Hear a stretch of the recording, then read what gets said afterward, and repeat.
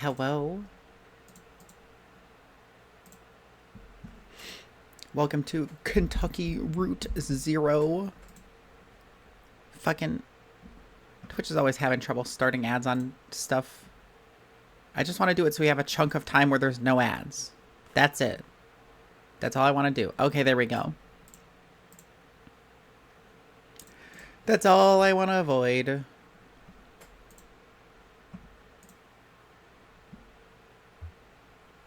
This really doesn't have any sound or anything, huh?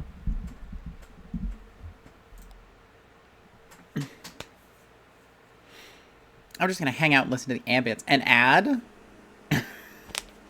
That's weird because you resubscribed last stream. I don't know how or why it would be serving you an ad right now. Yeah, I could have sworn you subscribed last stream. Oh my goodness. Thank you for the subscription, level 1 cleric. My goodness. Just a couple of ads, just a couple of subscriptions right in a row. That's crazy. Anyway, welcome to the stream. I'm just letting people file in, you know, as I usually do at the beginning of the stream. So we're here at the lower depths. 8 ads. I just resubbed like just now at this moment. Get rid of these. Yeah, I just run 3 minutes of ads while people are coming into the stream, just so we don't have ads interrupting the middle of it, basically. So we have a nice chunk of time at the beginning where there's no ads. Hello. Okay, I did it. Yes, Hollowbay, welcome to the stream. Welcome to resubscription. I'm pretty sure you resubscribed last stream. Did you not? Because I could have sworn I got the notification for that last stream. It was my anniversary or whatever. Huh. I don't know what that means. But thank you both very much for the subscription. I'm enjoying a coffee right now while we wait for people to file in. How's all your days going? Because mine was pretty good. I managed to find a Commander Farsight out and about, which is pretty sick. I don't know if I would use him in my army, but the model is just so fucking awesome. It shows up for you as a resub, but it's literally just Twitch bothering me like, hey, I've been subbed for... Oh, right. It's just Twitch being like, hey, I noticed you resubscribed. You should definitely tell them about that. It's not you actually subbing. That's really weird. That's very strange. I don't know why it's serving you ads, though. It definitely shouldn't be doing that.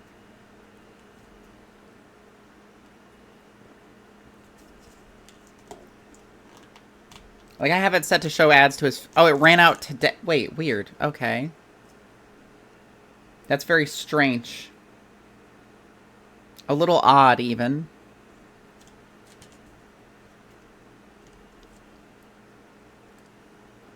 Bit of a weird thing. Anyway.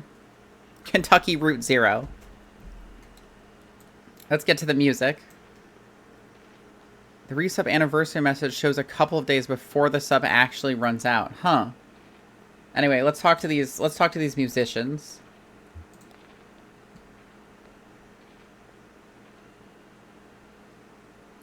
Ma'am, I hate to say it, but the cupboard is bare. I have some Vision Cricket. We got 1, 2, 4 patrons. Harry doesn't count. Well, we've done more with less. What kind of music you play? It's like Serrano Cole meets Ike Towner, but with a woman lead, and the keyboards are kind of ambient whisper wave. A little bit more reverb. There's some Dolly Crown in there too, like the early stuff before she joined the Sheet Swingers. Better drum programming though. I don't know who those people are. Well, you'll hear it in a minute. Because I think I saved right after this, so I think we got to run through the dialogue before it realizes where we were.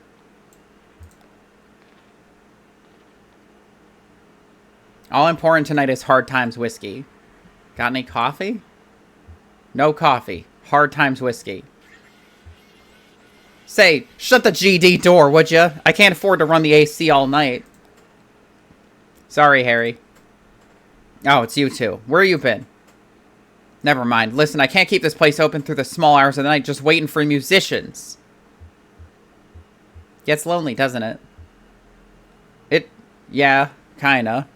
GD door, general doctor. Yeah, you need to close the general doctor door so none of the general doctors can get in. How about some music? There's nobody here to listen to it. I can't pay for... We just brought some people, Harry. A crowd is forming. Yeah, but don't you want to hear some music, Harry? That does sound nice after the day I've had. But Are these people robots? They're making robot noises when they're walking around.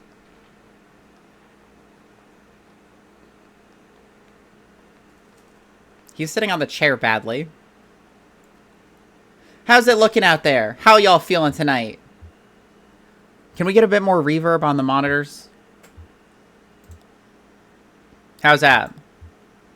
Test 1 1 1 3 50. Lamentation. Sounds good. How's everybody doing? Anyone had a real bad night? How about you, old man? Yeah, pretty bad. You know what? No, I got a cool leg. Not too bad. Well, we'll take care of that right now. This is a song I heard in a tavern many years ago at an open mic night. Me and Johnny were out riding around, you know. You like to drive around, old man? It's my job. Of course you do. So we were out riding around and passed this gaudy old tavern. I mean, it was a real dive. Busted up facade. Weeds in the parking lot. Taps all dry. Bats in the bar room. And run by this creaky bag of bones. Looked like the only thing keeping him awake was the fear of death. So glad to be back here at the lower depths. Hey now. So we stopped in for an early drink, and there was a lady singing right here on stage. The song she sang, well, it stuck with us, and now it's a regular part of our repertoire. Never got that lady's name, but it seemed like a sweet gal and had a voice like a Scotch whiskey. And we just hope we do her song justice. So here it is. Too Late to Love You.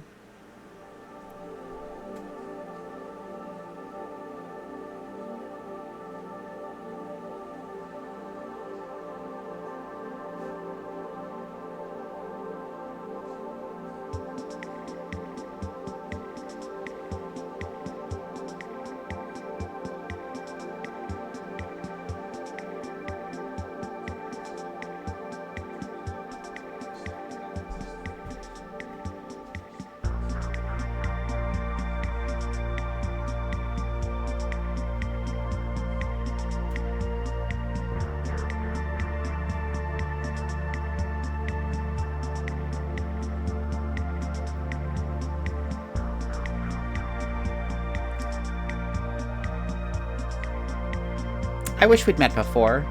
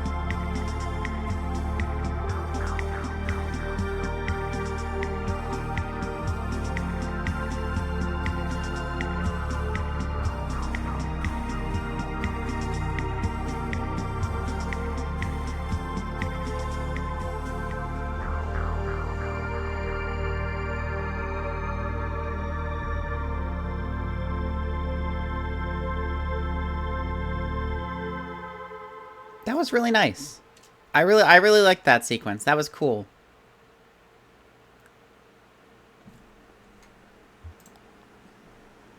Well, I hope you liked it. Kind of sad, isn't it? Kind of.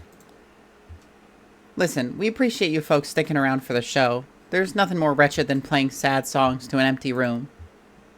We've just got to get our fee from Harry, and then we'll get you headed to the, Zero.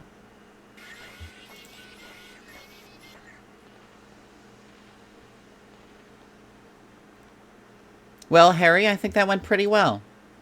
I'd say the crowd was into it. Reverential. Rapt. I guess the usual fee is about right, and we'll let you get back to your business. Well, that was just the... Damn it, I was trying to tell you to. I can't pay. They cleaned me out. I've got nothing left but a GDIOU from the distillery. An IOU. Yeah, I traded them for some whiskey, and I guess I had surplus credit. So I got this note to get some more from them later on. Must have had a hell of a trade. I had to. Gotta keep this place open somehow, goddammit. Watch your language, Harry. Could you pay them with your IOU? Well, Very contemporary. Very astute. How about it, Harry? Let's push some paper around. Well, it's just that I could collect on it here when they bring more whiskey up. For you to cash in, you'd have to go down to, you know, down to the distillery. Down to Hard Times. And, you know, it's, you gotta take the Zero. So that's what we'll do. How do we get there? You said you knew how to get there. No, I don't believe that's exactly what I said.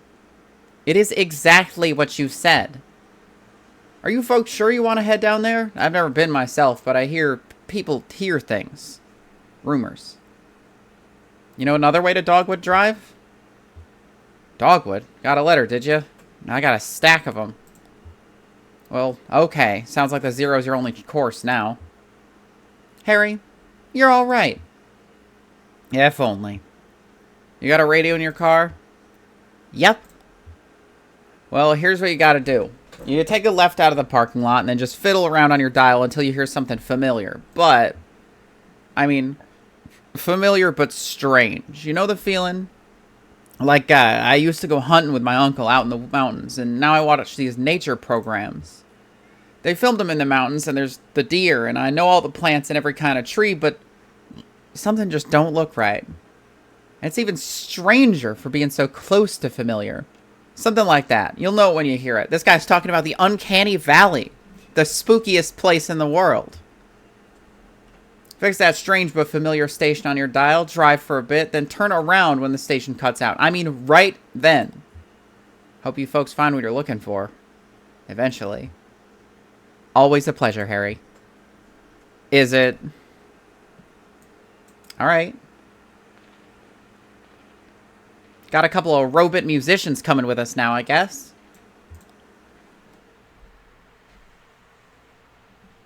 Okay. Radio. Something familiar but different.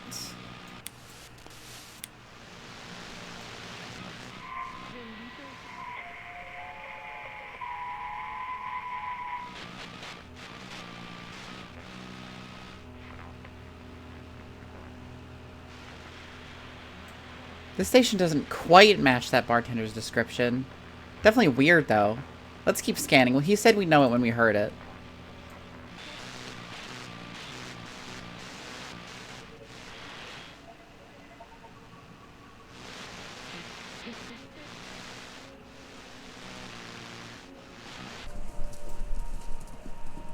What's this station?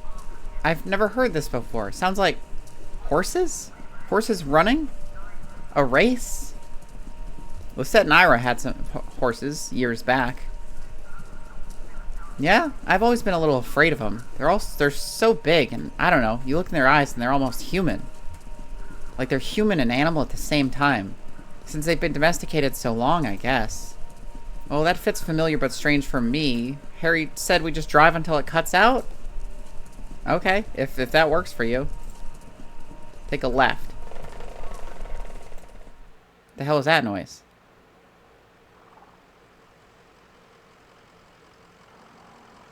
Oh. Horses. Just out in the highway. That's a little spooky.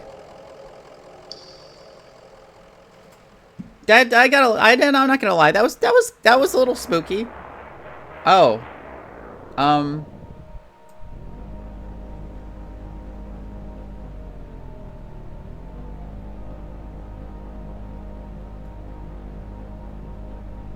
Hall of the Mountain King.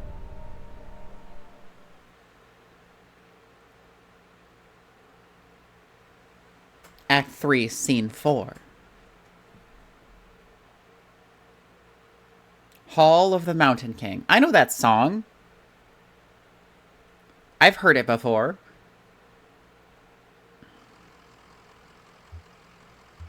Hey, Blue.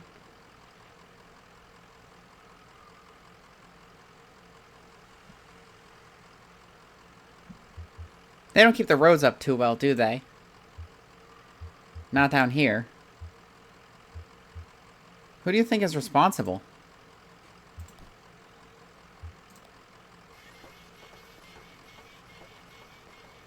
Time to cut him loose, man? Well, now I'm having fun. Okay. Slow night anyway. The bridge ends abruptly, crumbling in disrepair.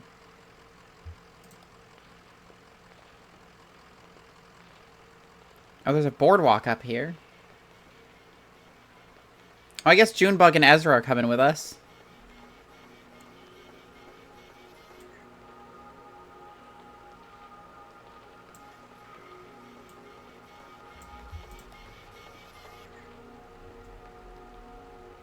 A loop of decayed rope is coiling on the banister. Some rotted sections have been smoothed over with a fine dust.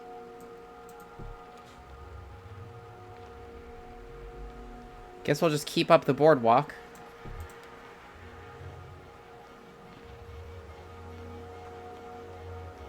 Broken computer monitors are heaped precariously among the rocks.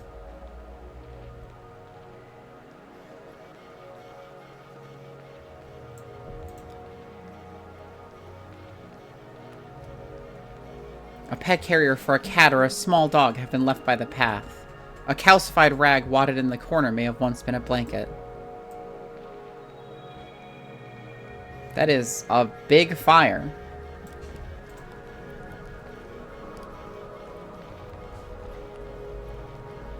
Oh, there's somebody up here. A hiking backpack leans against a rock. It's empty except for a dusty bag of cat food and a few punch cards.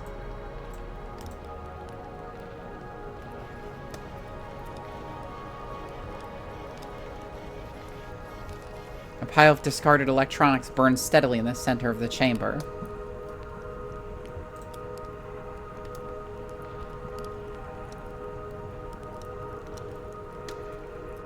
Oh, it's triangles within triangles down here. Shifting, intersecting, overlaying. Isn't it romantic? Let's see. You're here to steal back the love of a boy you once knew, when you were too young to recognize the movements of the heart. You are escorting her, pretending to have her interests at heart, while really, you're in love with the young woman as well, and so you've agreed to help him conspire to win her affections. But it's just a ploy to set him up for embarrassment and diminish him out of the picture. I'm into it. Well, maybe I still have the knack. I used to be really good at this. I had 11 novels published from the billionaire's bidding to Fields of Longing. Real hot, bodice-ripping stuff, you know? I miss those days in my Lexington studio apartment. Just me and my thesaurus steaming up the windows. I'm not sure you should be listening to this, kid. I'm not listening. But of course, it couldn't last. You know, suddenly it was all computers everywhere you went. I thought I might be able to do something with that, inject a little libido into those ugly beige boxes. Ha! So I went back to the university and studied human-computer interaction, and then I picked up Donald's research assistantship here as a tester, debugging. In my off hours, I played around with a doomed love story at the core of our little simulation. That seemed to amuse Donald, so I kept at it. I'm afraid I tinkered too much, made it too complex. Now our work is never done. We don't even have to add any new functionality. The bugs just grow on their own. Too complex. I miss those days in my Lexington studio apartment. Okay. Bye, Amy. I hope we find something fun to do. Actually, wait. Oh, there's an old man over here. Is this Donald?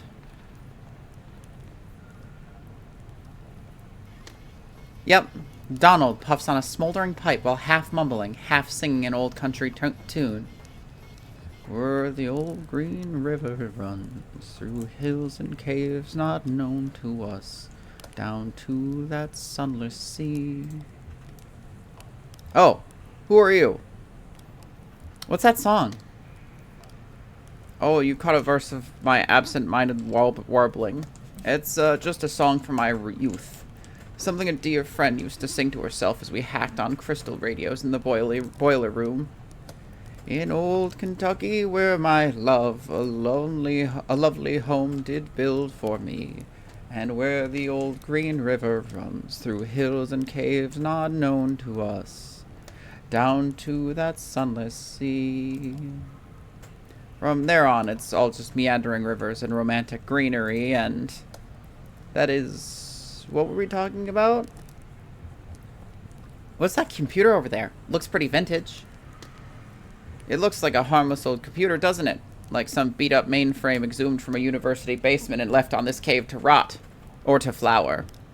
No, it's no ordinary computer. I've modified it extensively and in some pretty experimental ways, believe you me. And that's to say nothing of the software, but... you look like a technically minded sort of person. Tell me, do you know the effects of mold growth on diffused-base transistor circuitry? Sounds like it would short circuit. Certainly, but not all of it.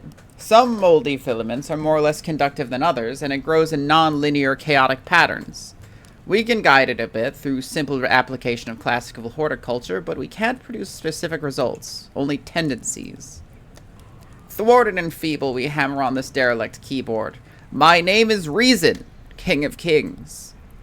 But we are mere gardeners and are in the ruins. Our keystrokes echo off into the tunnels, boundless and bare, the caves stretch far away. We are too late. Always too late. What? Did you say something? You were about to tell us about the I'm just interested in the mold computer, frankly. The mold computer. Oh! Xanadu! You've heard about it. Perhaps you've read about it in a journal. It's been years since I published anything. Xanadu has evolved significantly since I explained its data structures in my article Literary Multitudes, Hypertextual Narrative as Post-Structural Witness. Evolved, and then deteriorated. I'm afraid you're too late, fellow hypertext enthusiast. As the mold accumulated on the circuitry, Xanadu blossomed for a moment into something holy and enchanted. And then all the charm was broken. Do you have any idea what it's like to spend your life building something, then sit powerlessly as your work declines into ruin?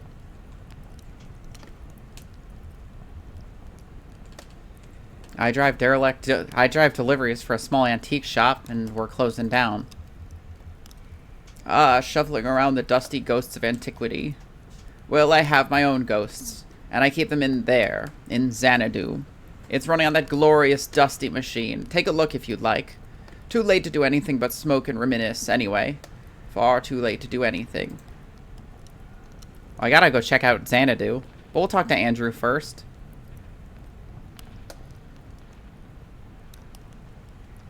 You know that when I first... No, I mean, if this cave were larger, could it... I'm gonna get ahead of myself. I got it. How would you like to How would you characterize this space? The one we're standing in now. Kinda spooky, but I'm not scared. Spooky for a baby. I mean, really, I would liken it to a cathedral or just a vaulted opera house, probably. But that's not really an option. So I'm gonna go with spooky, but not like spooky for a baby. I think we'd all agree that's a fair assessment. How could... Wait, let's unpack that for a moment. What makes it spooky? No, how do you know it's spooky, or would be spooky for a baby? The shadows? Sure, that's... But they're not just shadows, right? I mean, they could be... But they're projections, or maybe they're anatomies? How's that? Can you tell me where we are now, surrounded by creeping anatomies? Close your eyes. Will you close your eyes? Only if you close yours. Okay, I can do it from memory. Good. Now, you are standing on the top of a rocky peak. A tongue of flame licks the shadowy anatomies of... Where are we? Oh, here again. How disappointing. What are all these computers for? Computers? Oh, now I remember. I was writing on them. I described a cave. That was my job. Describe the cave. There's a great history of caves in the literature, don't you know? The walls are frozen rivers of orange stone. Isn't that vivid? I had a lot to live up to. I was a grad student studying statistics when I started working for Donald on his project. He said we needed someone with a more analytical mind to do the descriptive writing. Someone who would appreciate the cave description as real labor instead of just taking their authorial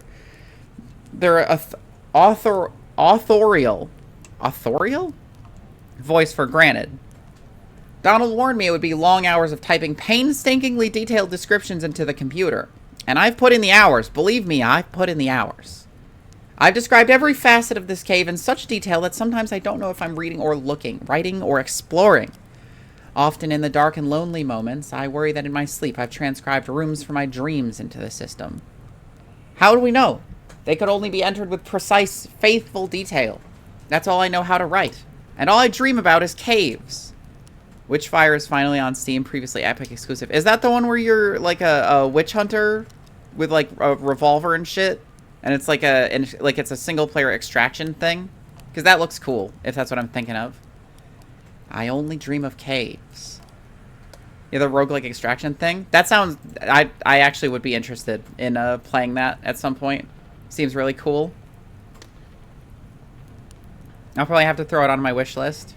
A massive gate constructed out of scavenged materials blocks passage down the far side of the spire. Xanadu... Apparently hard as fuck, but you do seem to be the target audience. It does seem hard. I'm not gonna lie, it does seem hard. But they have a revolver and explosive rounds and like a long rifle and shit. So I'm into it. The kingdom is in peril! Well, what else is new? Where's the kingdom? You're in the throne room. There are 3 legendary treasures hidden throughout the castle that will restore those ruins to their former glory. What do they look like? She's messing with you, kid. Enchanted jewelry, talismans, a magic mirror that prevents the future, a magic shield that protects the bearer from age, a magic chest that's always filled with... I never went to the university. I was an independent scholar. It means I took to the public libraries like a beachcomber. I studied fairy tales. And then I came to work for Donald. I paid the bills, rubbed leathering elbows with academics, scraped black mold from cave walls. Finally, now I carry the firewood into senescence. Senescence? The kingdom is in peril. Where's Xanadu? Here's Xanadu.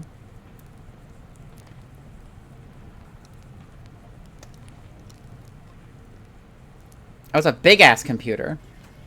Baffling control panels are shielded from the elements with a worn tarp. The closet-sized wall of knobs and wires looms behind the machine, humming faintly. An electric typewriter is the only easily recognizable component. How do you think we get it started? This old thing. Maybe there's a hand crank around. Oh, it has a run key.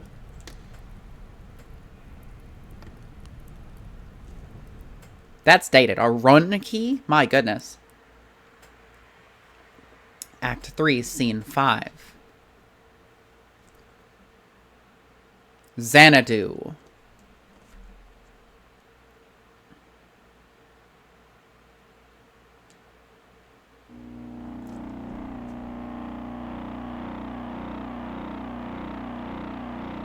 Oh, the circular monitor. Xanadu.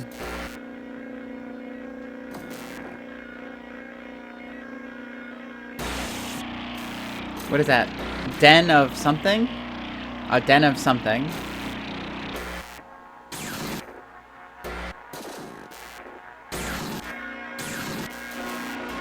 Come on, mold computer.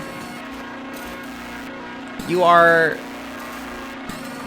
You're getting at the end of something.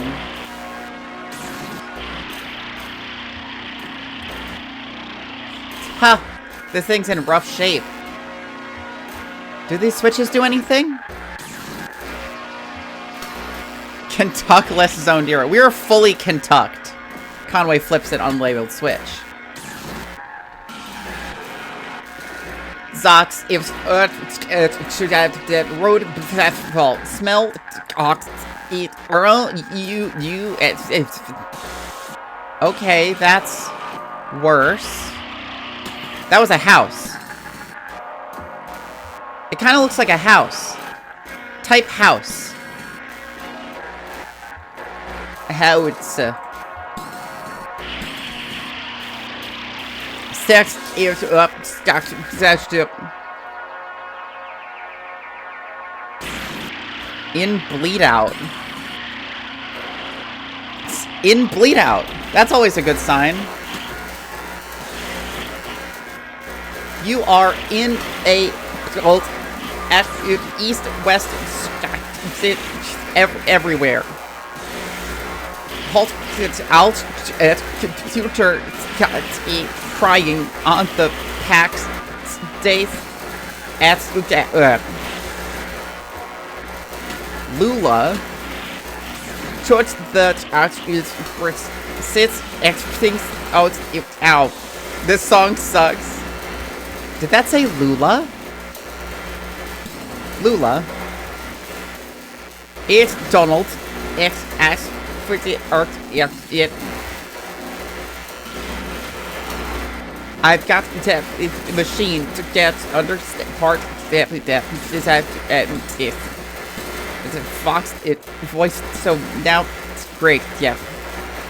Oh my God, there's a lot of this. Joseph has something and help him his typewriter, the reader, and you've got something. How's our back holding up? This sucks. Meow instead.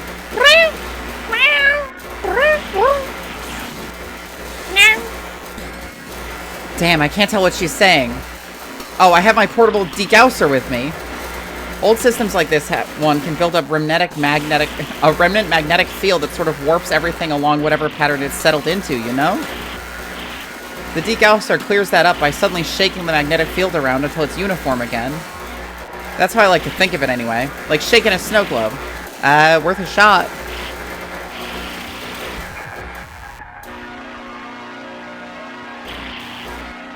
Hall of the Mountain King. No, come on. There we go. Oh, shit. Fuck. After what may be something of a tunnel, like a cave, open passage. Well, okay. Shaking Kate's empty little head. No, my brain cells are gonna rattle around. Stalactites around the ceiling look grotesque. In the center of the something is an enormous rock spire. This is where you set your something. Premature end of life.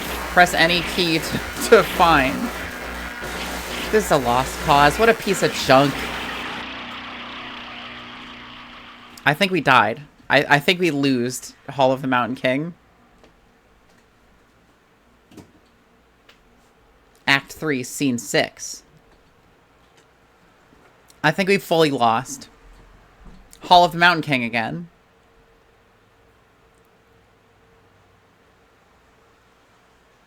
Ellie's full-on eater right now. I got her some fancy feast. Oh, shit. Pearl really likes the fancy feast, too. Bizarre. And what was that about Lula? Maybe Donald knows how to clear it up a bit. Maybe. I would like to see more of what Xanadu is trying to tell me.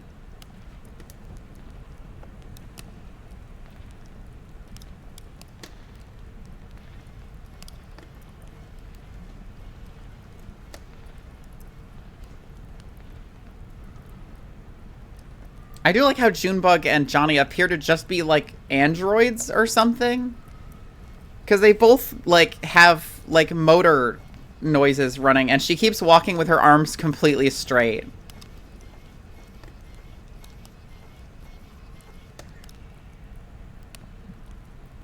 Which nobody else in this game does.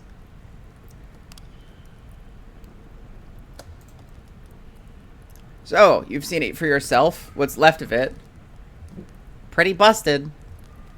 The chalky bones of a beautiful dream. But you can see what it once was, can't you? Can't you? How do my AirPods work if I have them plugged to a charging cable so the battery's full-on dead killed? Oh no. There was so much more to it. Ornate labyrinths of memory, exhaustively simulated parallel cave ecosystems. Real artificial intelligence built on sophisticated neural network algorithms. The birds in the forest could flock in 3 dimensions. The bats could learn to sing. And then it began to crumble when the strangers came. At first we only heard them walking heavily through the caves, dragging things around, hammering and clattering their tools. Sometimes we heard working songs, never close enough to make out real voices, just their echoes cascading wordlessly in the tunnels. Then we caught a glimpse of one. What were they working on? She walks like I do when I want to seem normal and fully aware and hyper-conscious when I wrapped her hand. I just wrapped her hand now. I'm just like, fuck it. I'm just gonna walk around my little raptor hands. What am I? What is somebody gonna yell at me for having little raptor hands? Fuck no. It's way cuter to walk around with raptor hands too. So I shouldn't be telling you about this. They're dangerous. They're strange. I should never have tried to outwit them. They were always too much for me, but it's too late now. If I'd listened to Lula, Lula? Lula Chamberlain. Yes, of course. Oh, do you know her? We're looking for her now. I'm working it on camera. No, that's fair. No, she's gone now. She left. We built this together, did you know? Lula, Joseph, and I. Lula's gone from here, but... Donald points across the cave with his pipe. Still in there. In Xanadu. I don't know where Lula is now, or how to get there from here, or how to unwind that damn tangled highway, but Xanadu, before its ruin, was faultless as an oracle. A shrine to perfect simulation.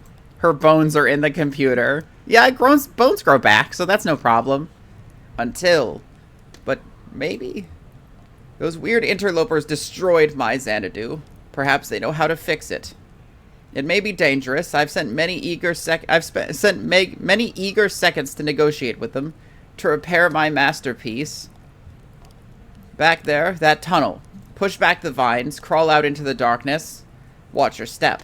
After a while, you'll feel the terrain change beneath your hands and knees, from rock to crystal, and then to mud. Then you'll be out. That's where the strangers come from. Now leave me alone. I still have a bit of mold in my pipe and a few dreams left. This guy's smoking straight mold. Man, you're gonna die. Like, badly. You know how bad that shit is for you? Where the strangers come from. That's the shit I'm on. Do not smoke the mold. No matter how much the mic edits tell you that smoking mold is awesome, it doesn't work if you have normal lungs. The Metaphor demo dropped today along with Chapter 4 of Ziz. Dracula flow ass dude.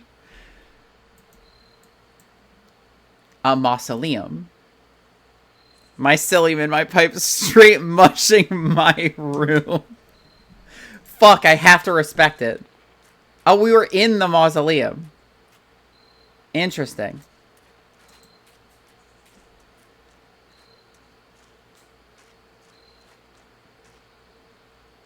Well, this can't be right. Looks like an old church. Worth a look inside. I guess. I want to stay outside. Okay. I'll stay with him. We can look for lizards. Okay, we'll make it quick. Oh, fuck yeah, lizards. Find any lizards? I wasn't really looking. Nice cover story, kid. Why do you... Let's see, why do you dress like a punk? A punk! Now, what's a punk dress like, kid? Can you tell me? I dress like a Junebug specifically. I want to be specific. I think you are. It's the middle of the night, and here you are in a graveyard. Any other kid your age would be in bed. You've just got to make choices and own them. You think I was born this foxy? I came off the assembly line about a half-foot shorter and all gray. No eyes. She is a robot. They were going to have us clearing out the old mine. Don't matter what you look like under all that rock and water. Bunch of gray shadows shoveling and hammering invisibly at the walls, draining the tunnels. Johnny found some gear. An old tape player. We hid away in an underwater cave and listened to it over and over. And we knew we weren't miners. We slipped out on the road, just these two featureless shadows, and ever since that night we've been detailing, coloring in, specifying. I feel more like myself every day.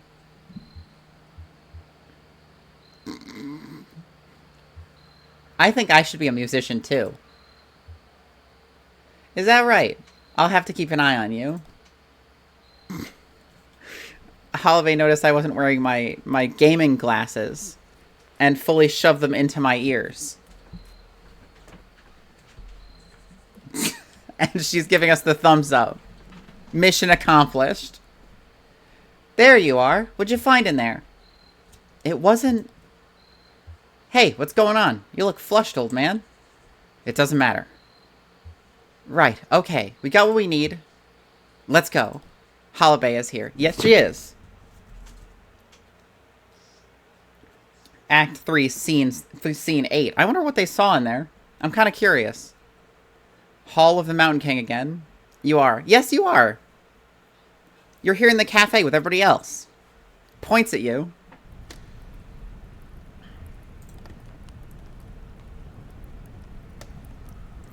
Trace an orbit around the road, and close your eyes with the holy dread.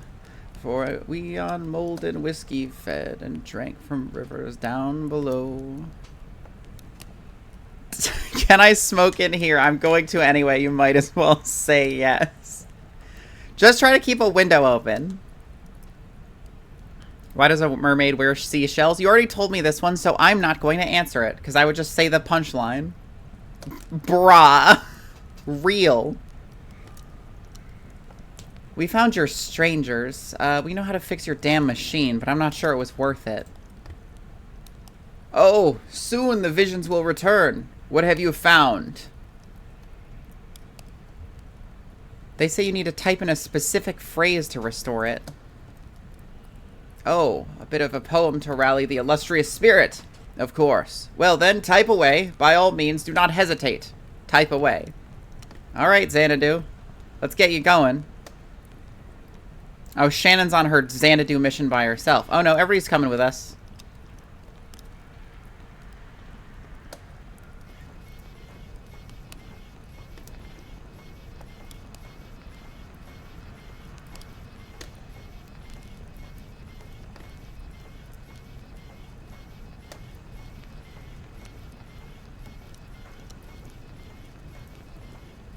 Anyway, Junebug #1 trans representation.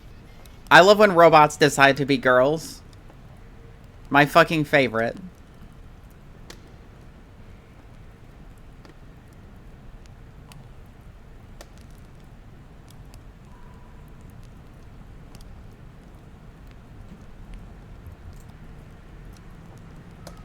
Okay, we're supposed to type dome in air.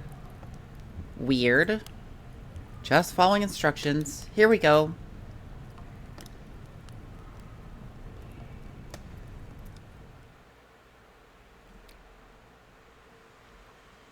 Act 3, Scene 9.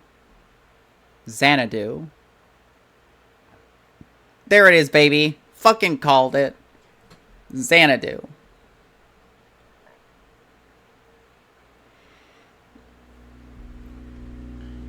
Come on, Xanadu. It's okay, you can laugh. I don't think Holloway's gonna type out laughter in the chat.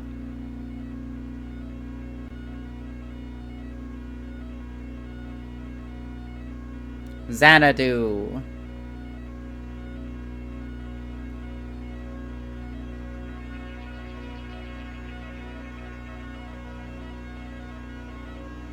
At end of road.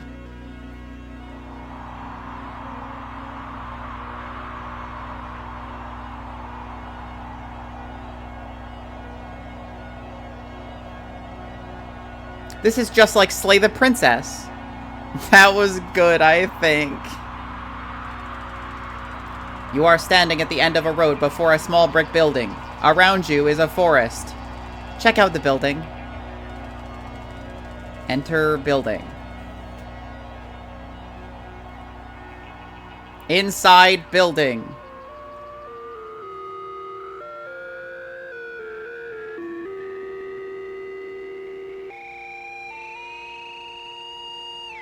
Oh, lamp. Cool. You are inside a building. A storage shed for the National Park Service. There is a sensible, modern electric lantern nearby. Get the lantern. Get lantern. Taken. Exit building. Enter forest. Chatters, let's hear it for grocery store fried chicken from the air fryer. Because that's some good shit right there. Hell yes, baby. That's not something you can enter. Just type a direction. North.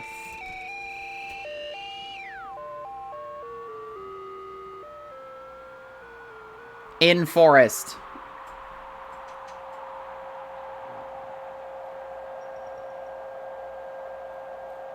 Zork moment. Zork if it was on that fucking console that that just projected lasers onto the screen.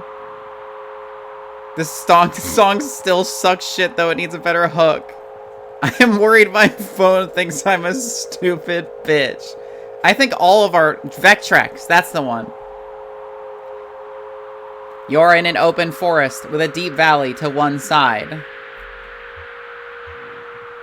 I don't want to head back south to the building. It corrects every other word. I mean, mine does that too. I'll type a name and it's like, are you sure you didn't mean this noun? It's like, no, I capitalized it. Can we climb a tree? Climb tree. I don't think much is to be achieved by that. Sorry. Back south then. South. You're in forest. Hey, it's a maze. North? North. You're in forest. Lula is here, soldering replacement components in a small, handmade radio. Oh, we should talk to her. Ask Lula how she is doing. Hi, Donald. I'm getting the strangest interference out here, and I've been tuning this radio's circuits gradually as we go, swapping capacitor values and tweaking resistor networks. It was working for a while, but everything I can pick up sounds so distant and muffled. Douche is a word I didn't mean to type touches. I typed out Peltra earlier, and it was like, did you mean to pulchritudinous? And I'm like, bitch, I don't even know what that means. That is, pulchritude is a word I know and have heard and seen literally only in Homestuck. My son, our land is everything the light douches. Lula hands you the radio. Well, maybe you'll have better luck. You're good at this stuff. Just don't forget to give it back. North. Keep going north. You're in forest. Joseph is here, tapping with a small stylus on a modified pocket braille slate. A small gray kitten, no more than a few weeks old, dozes comfortably on top of his backpack. Maybe he has something to say. Listen. Homestuck mentioned ending and all. I'm sorry. Some words are extremely obscure, so I've only ever seen them in Homestuck because statistically, out of all of the bodies of work I've experienced, Homestuck had the most words in it. Donald, I was just transcribing your footsteps. Sounded like... Joseph runs his finger along the index card he's been tapping on, from right to left. Long, weary song, drearily gone, dearly gone. You beat a melancholy shuffle through these woods, Donald. Ha! I've been noting down the sounds of the forest, with an ear for speech, and an inborn filter for poetry, I suppose. So maybe it's me being melancholy after all. I'm eager to see what poetic subsystem makes of these punched cards. She hasn't read the 3 million word SSB fanfic? That is correct. I am sitting up straightly. Ugh, my spine. Okay. I even stretched my shoulders, too, as a special treat for you guys. North? At edge of hole. Gotta put on my I love hole shirt. Sit gayer, dumbass. I try, but then everybody tells me to straighten my back because it will kill me. You're at the edge of a massive hole. The dirt gives way to rock as the ground sinks into darkness. The computer tied to your upper back slickens with sweat in the afternoon sun. The rope slung around your shoulder has slipped under the strap of your backpack, digging uncomfortably against your collarbone.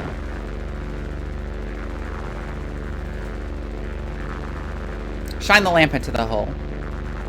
Light lamp. Your lamp is now on. Shine lamp in hole. The lamp light only reaches a few yards down the hole where the rock is coated in a slimy black mold. You can tell that the walls are too slick to climb safely without assistance. Yell into the hole and see if there are any pirates. Yell. I only understood you as far as wanting to yell. Yell any pirates down there. No response. Sorry, kid. You're batting 0 today. At least we know there's no pirates. Use the rope to climb down safely. Tie rope to tree. The rope is tied snugly to a tree trunk. Down. Your feet slip a few times on the slimy rock, but you remain stable. Lula and Joseph descend carefully after you. Oh, we have party members. Yay. In bed quilt. Oh, a funny cave.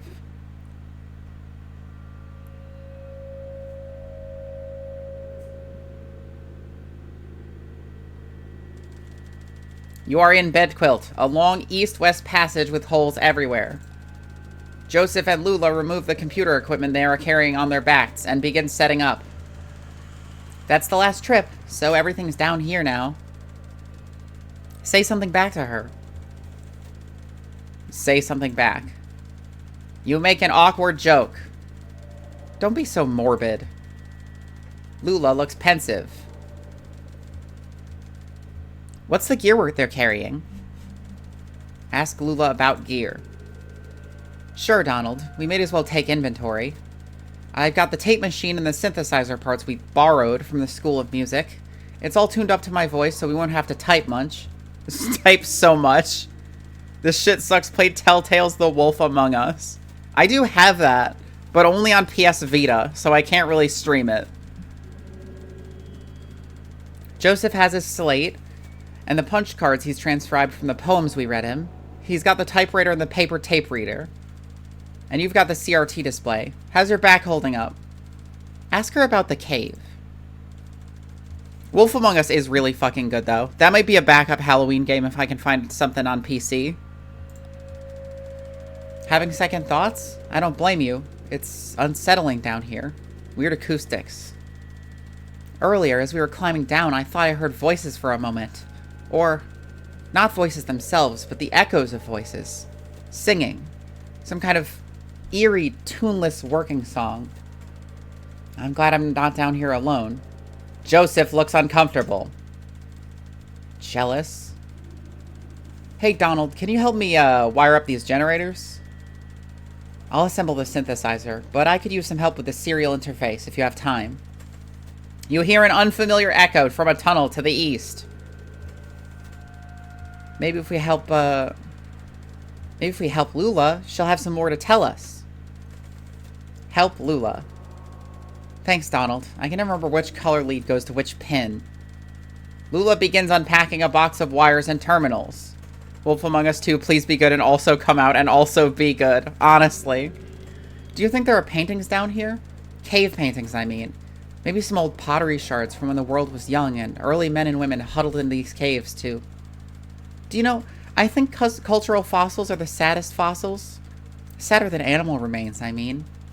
We might come across a petrified mollusk or a partial dinosaur footprint and we say, there was a point of contact here where a body touched the earth. And maybe there's a little bit of evidential garbage. But the life who owned that body never cared and has moved on anyway. And that's the end of it. But suppose I shine my lantern on one of these walls, and I see a crude painting, thousands of years old. 2 men and a woman, charcoal and blood on rock. Also tragic, Veilguard looks immaculate, and the changes they made to Mage make me really want to buy it and play a Mage. They're pandering to you exclusively. I might try Veilguard at some point. I don't really have high hopes, but it might be good. I'm certainly not going to buy it as soon as it comes out. I'm going to wait at least, like, I don't know, some significant amount of time. And get it used somewhere at the most. Someone put that there to keep something on the rock after she passed. A hope, a relationship, or a moment, a worry maybe, a regret. They made Mage a style beast. I mean, in Inquisition, they gave Mage a fucking, like, tank melee class, which is fucking awesome. Like, it legitimately is the first time I ever wanted to play a Mage, not play a Double Dagger Rogue. Because Double Dagger Rogue has always been my shit in Dragon Age games. She made a painting to keep something alive for her, but like that dead mollusk and that itinerant dinosaur, she had to move on. Whatever it was is gone, and now we're looking at this painting. This dangling copy with no original. You are interrupted by the ominous echo of a grating, scraping sound from the east, louder than before. What the hell was that? Let's check it out. I feel like this isn't going to end well. In tunnels.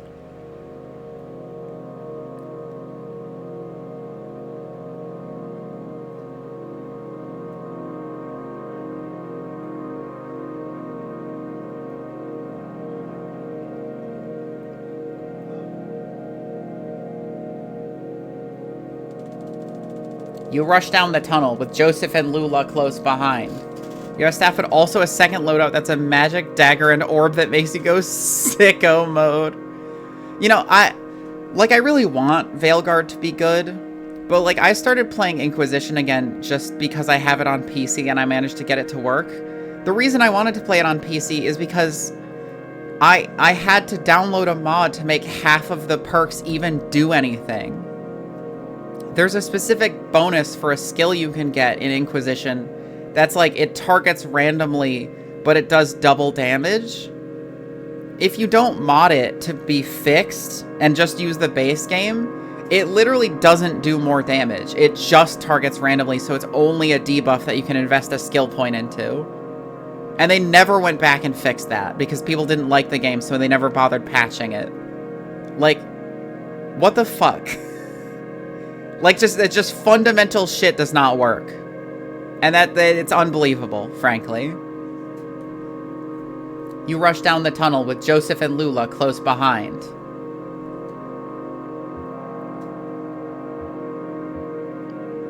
How do you like all this, kid?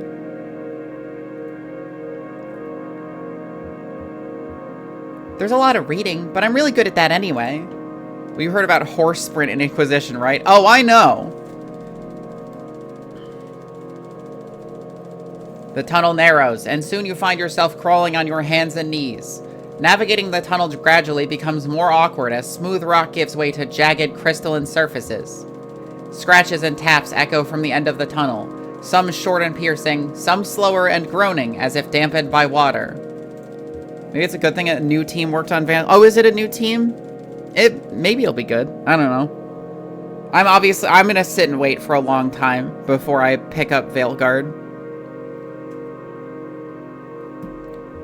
I'm gonna wait for for reviews from people that I care about the opinions of. In Crystal Room.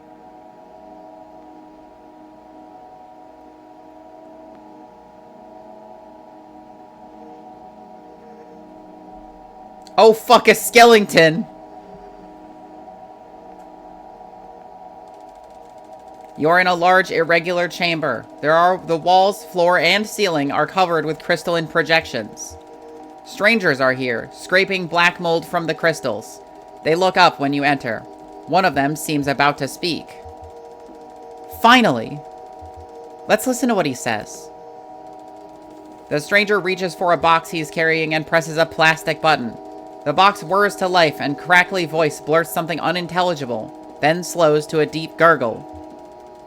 He looks at his companions momentarily in confused disappointment. Then he returns his awful gaze to you. Joseph flees through the tunnel to the north. Lula flees through the tunnel to the northeast. Follow Lula. Run northeast. Lula's headlamp scans across the northern passage as you run.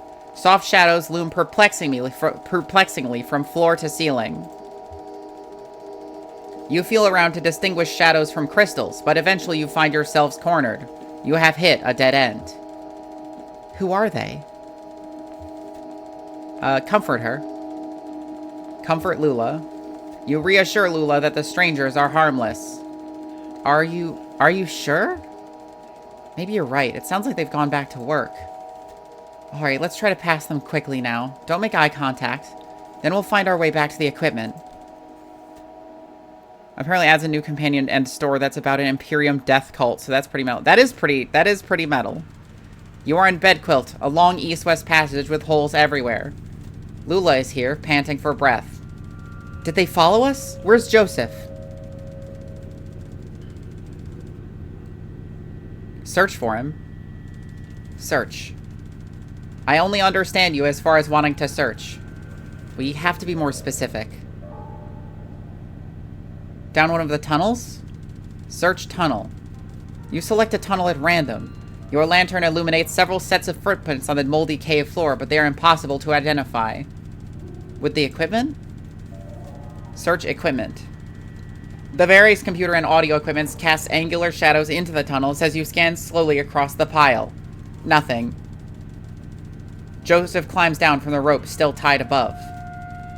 That damn sound, those damn voices. I don't even know what direction I was running. I wove through that network of tunnels. I ran my hand along the wall, always turning left, but every turn and every rock felt the same. For all I knew, I was running in circles.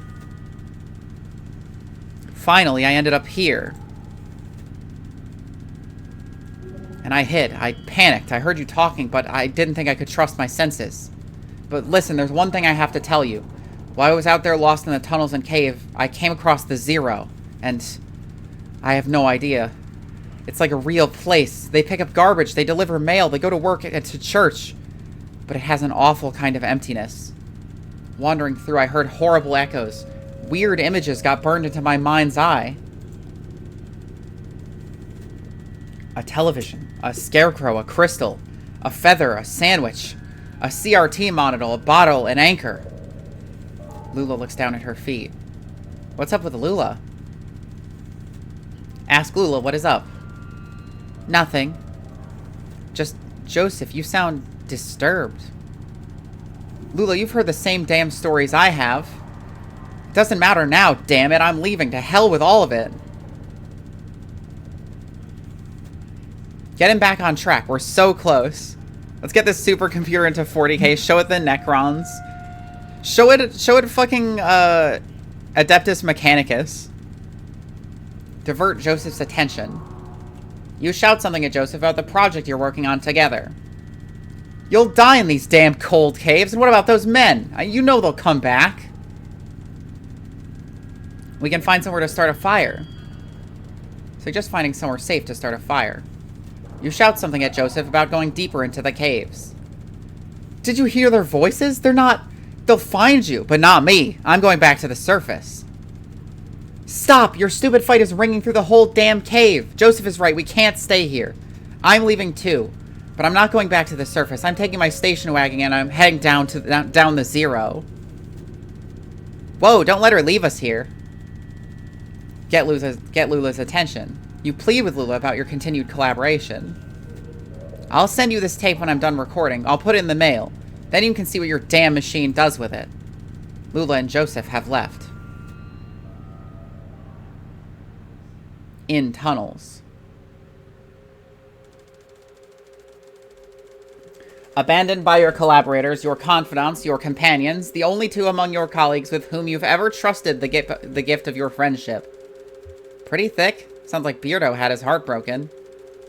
You wander the tunnels alone, dragging along the components of your unrealized masterpiece, combing the underground passages for a new site in which to realize your vision. Sounds like a genius. How do you mean? Vain. Vanity. Ain't it the truth? My Aunt Remedios, before she got into the whole ethnomusicography thing, she was a painter. Mostly nudes and oil. She had this model, I'll never forget him. Big, classically physical guy. Looked like he was about to storm Troy. He made everyone call him the Colonel. Weaver and I saw this guy naked a lot. You couldn't help it. He was always posing somewhere in the house, chasing the light from room to room while Aunt Remedios made a sketch of his profile or worked in the right mix of pigments for his abdomen. The Colonel had this magnificent hair. Long, black hair that ran down just to the bottom of his shoulder blades. One evening, he was standing next to an open window in the back of the house. The sun was setting, early spring, I think. It was kind of windy. Aunt Remedios was trying to get his hair right. She kept arranging it, like, half in front and half behind, running over his shoulder and laying across his chest in this very specific way. But it itched him or something. He'd do this weird indignant shuffle thing, or the wind from the open window would push it around. Or he'd start and turn his neck and when Weaver and I ran by, and then everything would be tangled again. The final product was a swirl of black lines billowing around the top of his neck. Weird thing is, I don't even remember his face now. Just that black swirl. Probably the best one she ever painted.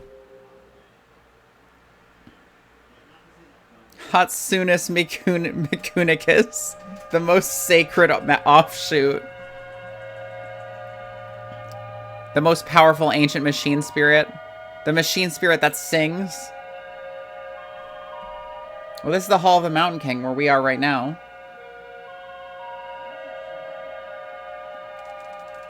After what may have been years, you stumble out of a tunnel into a cavernous open space. Stalactites adorn the ceilings like grotesques. In the center of the room is an enormous rocky spire. Oh, we got to this part before. This is where you will set up your equipment and establish your legacy.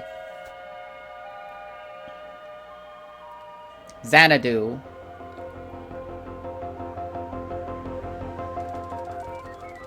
Now is the time to continue your work. Research assistance, 0. Realism index, 37%. Romance index, 2%. Mold coverage, 0%. You may hire a new research assistant, assign assistants to a task, or sleep until tomorrow. Hire a new research assistant. Hire. Uploading job advertisement to university message boards. You have hired Greg, who studies architecture. Assign assistant to task. You may assign a research assistant to debugging, transcription, or speculation. Speculation. Assigning available research assistant to speculation. Hire a new research assistant. Uploading a job advertisement to university message boards. No new applicants. Try again later. Sleep. Time passes. Greg muses about the love lives of fungal colonies. Now is time to continue your work. Research assistants 1. Realism index 32. Romance index 22. Mold coverage 9%. Hire a new assistant. You have hired Andrew, who studies statistics. Assign assistants to tasks. Statistics? I'm gonna give him, debugging. Assign how many to debugging? 1. Hire a new one. No new applicants. Sleepy time. Time passes. Greg makes adjustments to the echolocation algorithm. Bats now fly normally instead of getting hung up on each other's wings and cluster together like horrible leathery tumbleweeds. Greasy, black mold is collecting on the computer equipment. Now is the time to continue your work. Research assistant 2. Romance index 22%. Mold coverage 18%. So I guess I have to assign all of them to a specific task. Uploading new job advertisement. You have hired Weaver. Oh, yes, Weaver. Excellent. Speculation. Maximum speculation.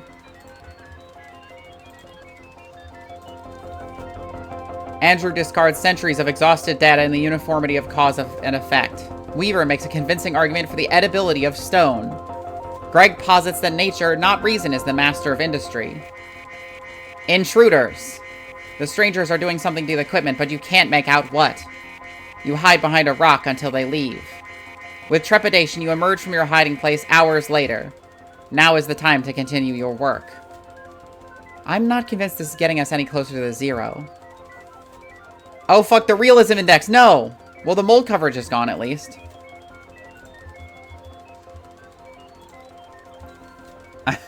I'm smoking straight black mold. Amy, human-computer interaction.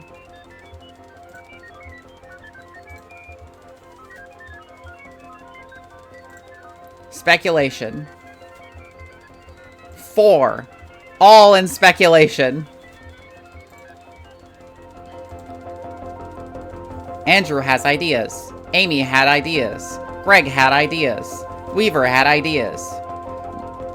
Weaver follows the strangers into the tunnels. She doesn't return, but neither do they. Now is the time to continue your work. She full-on died.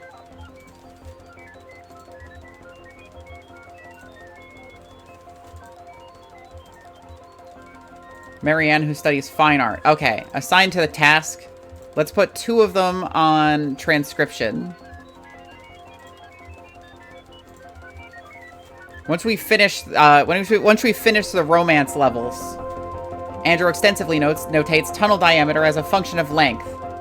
Amy summarizes the migratory patterns of bats through the tunnels. Greasy, black mold is collecting on the computer equipment. Now is the time to continue your work. Maybe we should try to start over or something? This doesn't seem to be helping.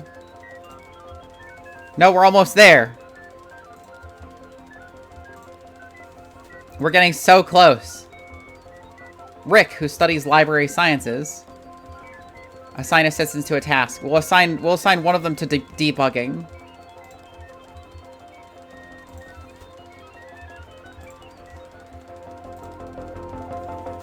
Marianne fixes some weird math with some weirder math. You dream fitfully.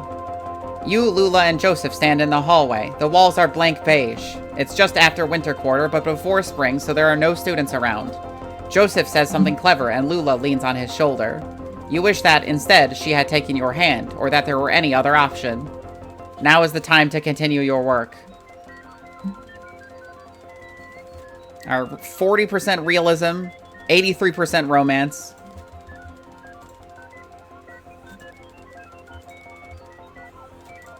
Roberta, who studies fairy tales. Alright, put 5 on speculation.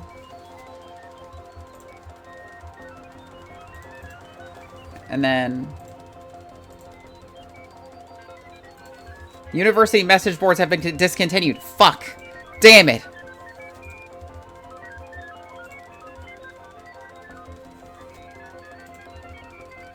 Okay. Andrew types up some lurid imagery from a dream journal. Rick had ideas. Amy had ideas. Greg had ideas. Marianne had ideas. Roberta had ideas. Intruders. They're doing something equipment. Hide behind a rock. Now is the time to continue your work. 100% romance index. 0% realism index. Okay. Put everyone on transcription and debugging. Oh yeah, I can't hire anyone else.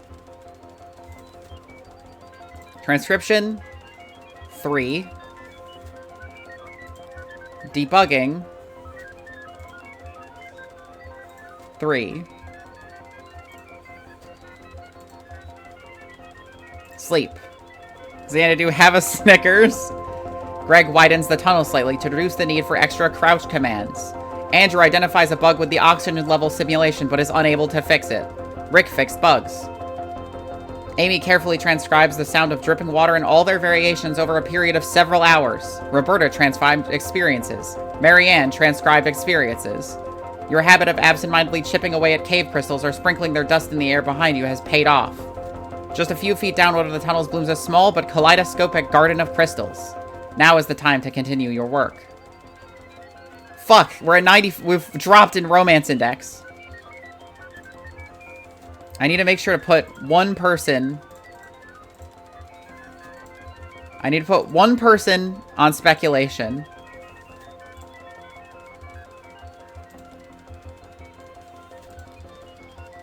And then we'll put 3 on transcription and 2 on debugging.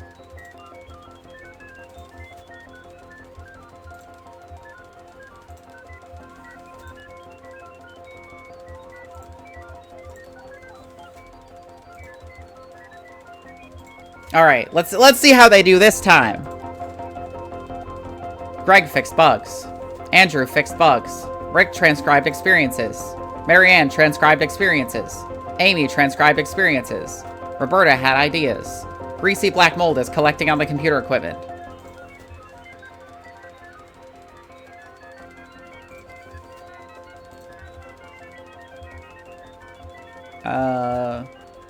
Sleep. Okay, so it doesn't actually... Yeah, I don't think that increased at all. Was it 61% before? Yeah, I need to actually assign them again.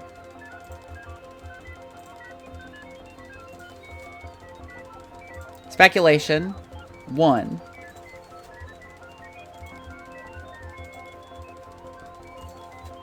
Transcription, 3. I will do it! Unless this is, like, wholly impossible and that is the point. Which is the vibe I'm starting to get. I'm sure eventually we will be overtaken by the mold.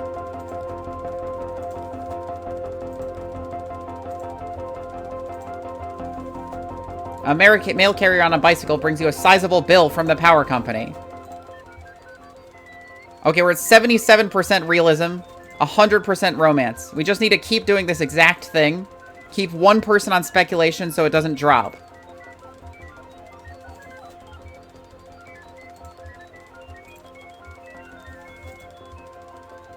We're getting closer. Let's put all 5 of them on transcription. Transcribed experiences, transcribed experience. Intruders. Finally, they leave. 84%.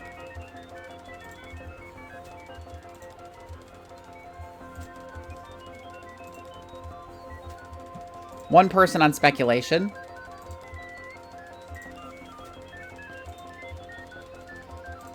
Four on transcription. 1 on fixing bugs.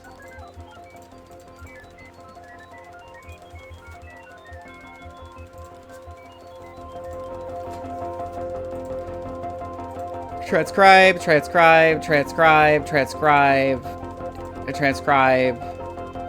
You prepare a nutritional meal of boiled cave moss seasoned with a salty, translucent paste you've harvested, at Grace's personal risk, from stalactites. Now is the time to continue your work. Well, it's on 100%. I'm all done. I finished. Sleep. It's done. I finished it. It's 100%. I love mold. We all love mold so much.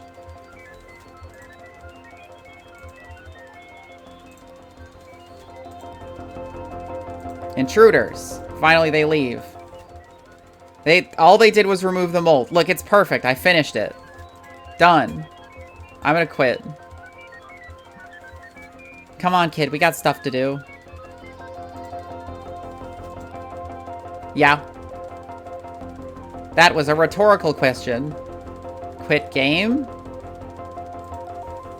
I only understood you as far as wanting to quit. Maybe we have to lose or die or something in order to start over? Eat the lamp! Eat lamp. Don't be ridiculous. Maybe we have to wait it out? Wait indefinitely. Time passes. Research assistants come and go. You don't encounter the strangers again, but sometimes you can hear the uncanny echoes of their voices off in the tunnels. Years pass. Mold accumulates. You and the remaining research assistants take the burning disused equipment to the center of the room. The black mold is intensely flammable and makes excellent catalyst. It leaves behind a sweet, narcotic perfume. One night you have visitors, outsiders, different ones. Then, later that night, an old friend. You really did go deeper in the caves. Premature end of file. Press any key to quit. Huh. We did it! We beat Xanadu by succeeding and waiting indefinitely. See, that's all. Point and click adventures, you'll always win by just typing wait indefinitely. Wait until you die.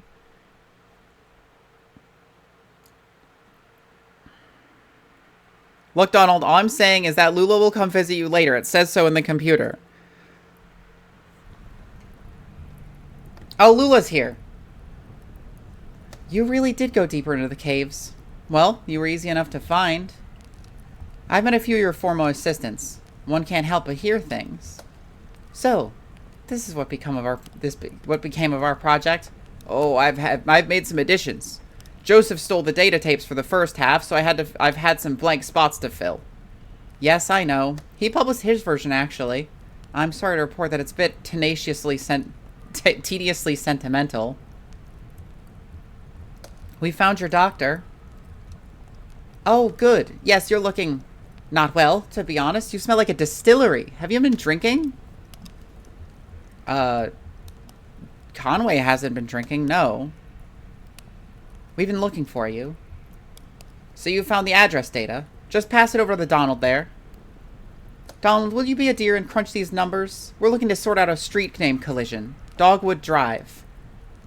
Wasn't the Bureau gonna process it? I insist. I have cycles to spare. I'll just pack my pipe and get to it. Should only be an hour or so. Andrew will carry it over to... I'll be at the Bureau for the rest of the night. Just mark it private materials for the attention of Senior Clerk Chamberlain. How do we get to the Bureau from here? The bridge. Yes, the bridge. Through the gate over there. Now we too recede into history. Good night, Donald. Meet me at the Bureau, and we'll get you on your way. Head counterclockwise to the cathode ray, then turn around. Then it's just clockwise until you find the Bureau. Between us, I think you should drive. Did Conway start drinking when I wasn't paying attention? Like, I knew he was, like, an ex-alcoholic, but I made sure he didn't drink anything.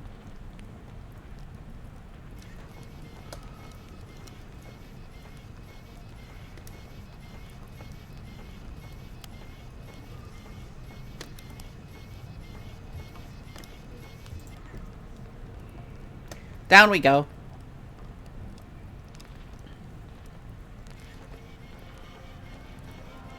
These guys really are just booking it down this, like, these planks. I would not feel safe doing this.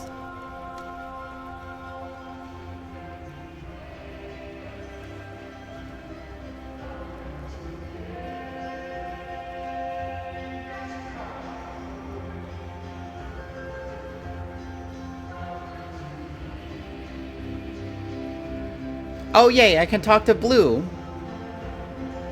It was while you were on the computer. He drank 47 bottles of mulled wine.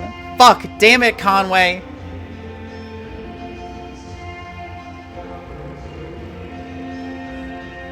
Thanks for waiting, Blue. What you been doing? Keeping Johnny here company?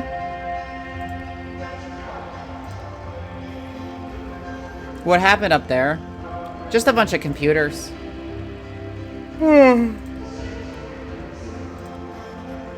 Alright, counterclockwise until we reach the cathode ray. And then clockwise. Garcha.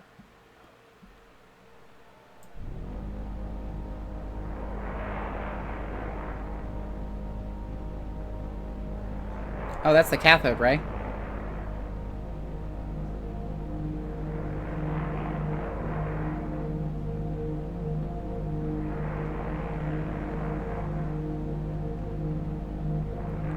The bicycle. The feather. The wheelbarrow. The antlers. The scarecrow. She just said, oh, there's the bureau.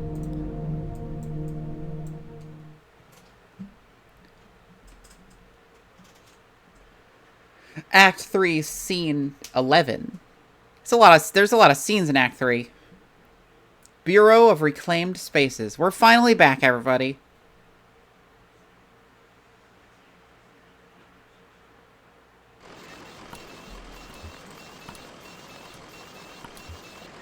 Got the time, Blue?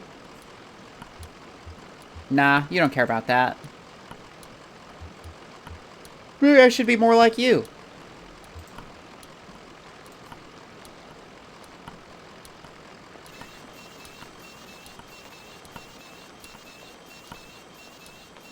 Yay, a little Shannon and Junebug adventure.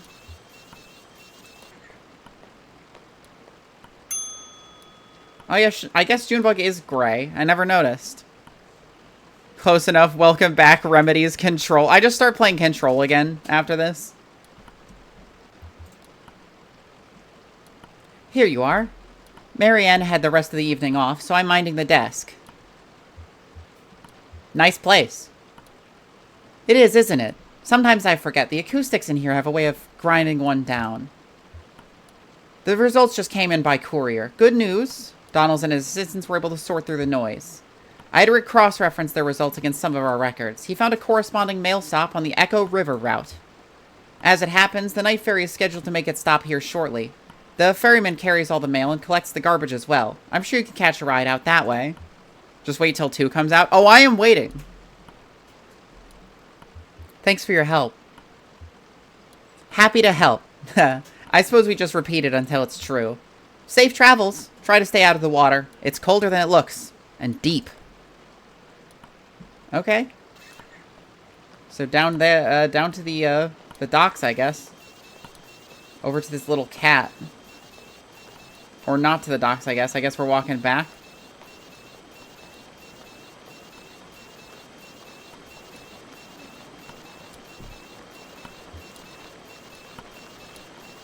Now I just have to click the button for Junebug and Shannon to hook up.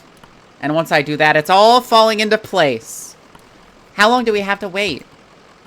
Who knows? Alright, what happened?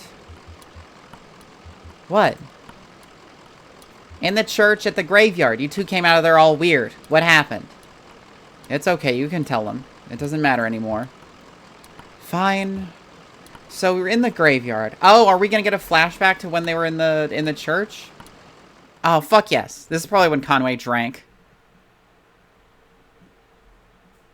Act 3, Scene 12. Where the strangers come from.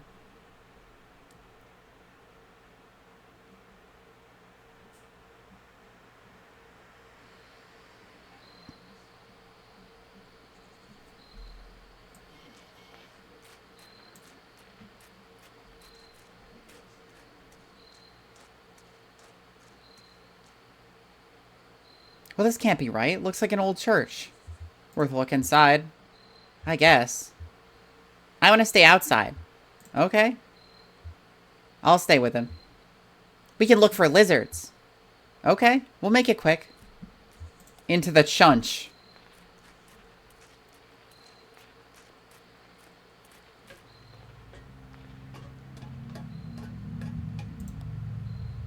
The church floor is cold metal, scuffed in by flecks by unknown boot heels. That's an easy question to answer. We don't need a whole act.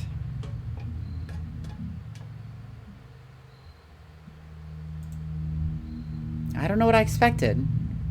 The strangers, he kept saying. Kind of vague already, isn't it? Donald's a stranger. Hell, you and I are practically strangers. Listen, earlier, in the mine, I didn't want to talk about it, but what'd you find down there? When I saw Weaver, she was on TV. I was testing a pretty simple tube repair, flipping through channels to check the saturation, and she was just there. It was kind of horrible. I mean, I told you she disappeared suddenly, ran away, but you thought she was dead. Yeah, I guess. I guess I don't like to say it. Dead. And then the next time I flipped to channel 2, Weaver. It's burned in my vision now. She's standing in a room. The walls are blank, kind of gray. There's tape on the walls, like markings. And the desks. Maybe a classroom? The camera's in the corner, so it's a sort of 45-degree angle into the room. And there's Weaver right in the center of the picture. You see a stranger is when you sit on your arm until it falls asleep super hard. And then I stopped turning the dial. Hell, I think I stopped breathing. Eventually she spoke, but there was no real sound. Just this awful hum. I read the closed captions. She said to go to the mine. I'd find something there. I can't remember her exact words. Whenever I try, I get distracted, fuzzy.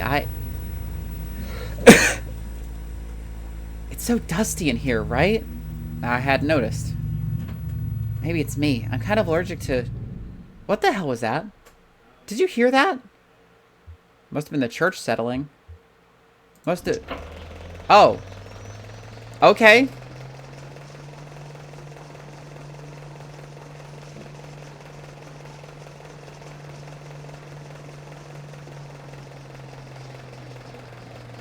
Well, this is where the rest of the pews are.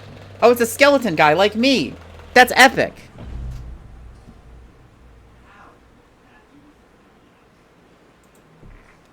Oh.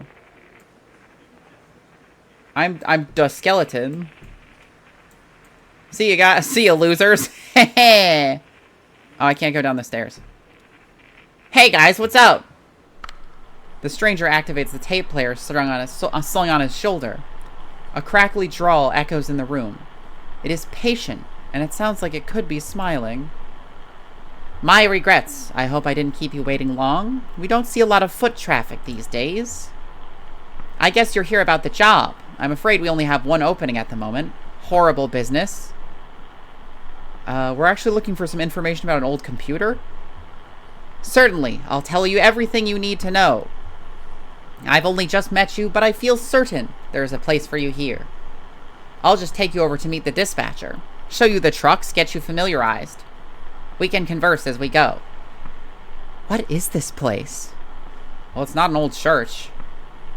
No, I guess not, but still it all has a kind of reverence to it. And what's the smell? Like bread. Baking bread? Please, follow me.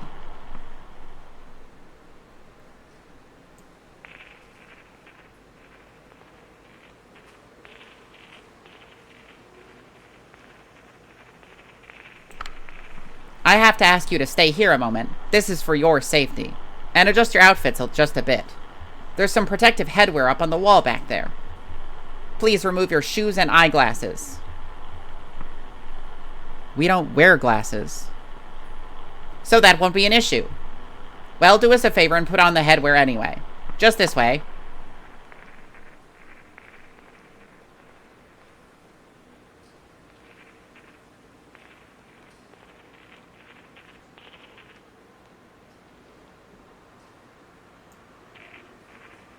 Oh, it's the anti-magnet symbol thing from before. Oh, wow.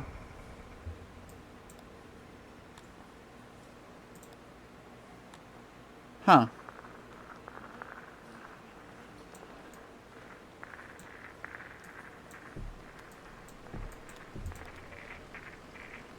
Wow, check this stuff out. It must be decades old, but it's in perfect condition.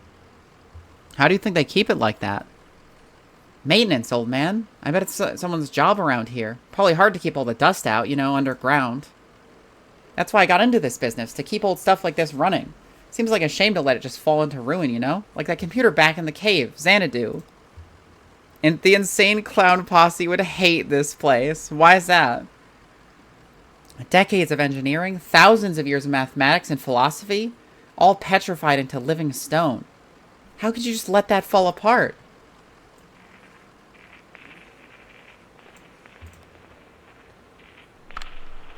More new arrivals this evening. Plenty to do. Got to relay the formula. What formula? Eh? Oh, the formula. Changed our lives. Once, years ago, we were as prisoners to the intricacies of our debts here. We'd have to account for everything on paper. Compounding the interest by hand, reassessing amortization and leveraged asset distributions according to the nightly merit decay.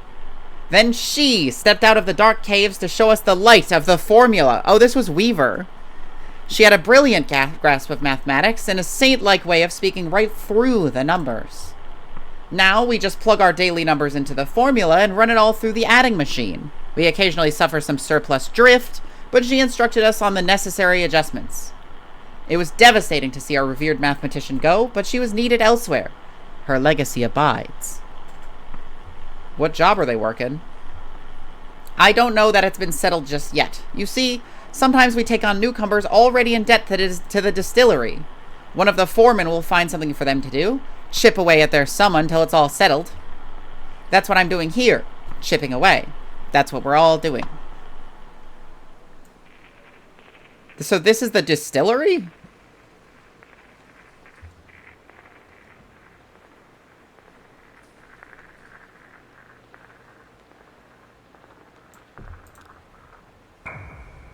Huh.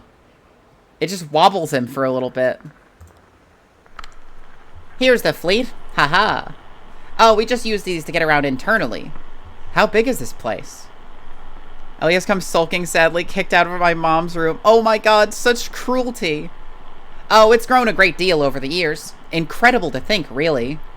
When Mr. Bishop founded this operation, it was only about 1,800 square feet, and half of that was occupied by camouflage to keep the law out.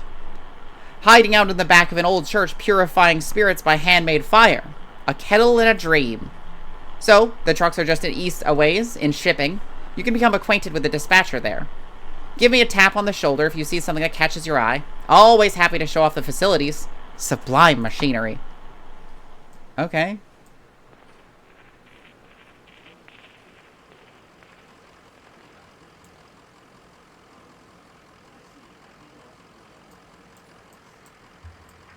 I guess we just have to drive over there.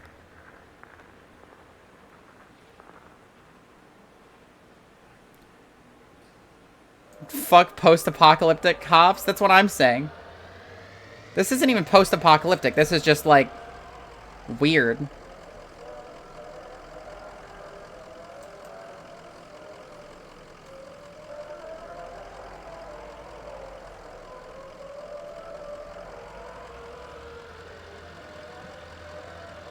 We're zooming. Oh, fuck.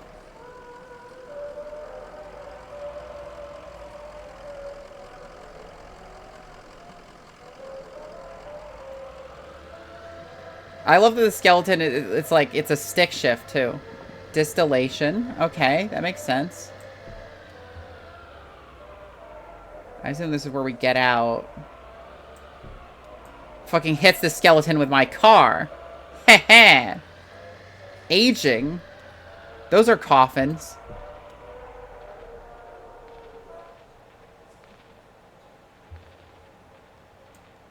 I want to look at the coffins.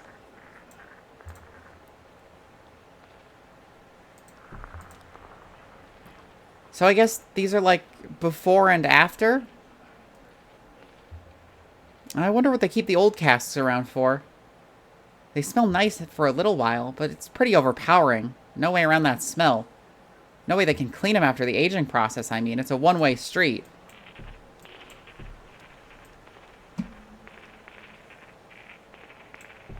Are these supposed to be, like, wine casks? Those are not supposed to be coffin-shaped. Like, in a general sense.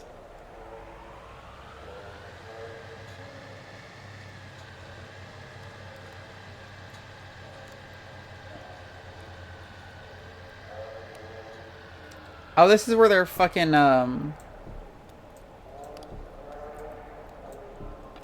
They're burning the what is it?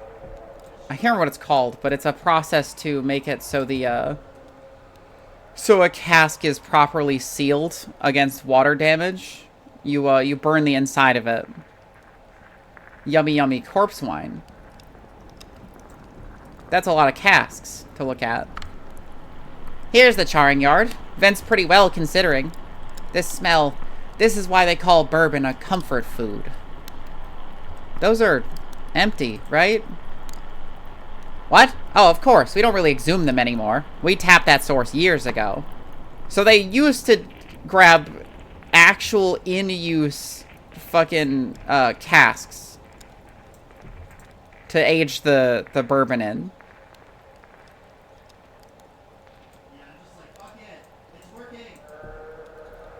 So that's a little morbid. And they use them all up because obviously, like, if you're going to have a big fat operation like this, you're going to go through caskets way more than anybody else.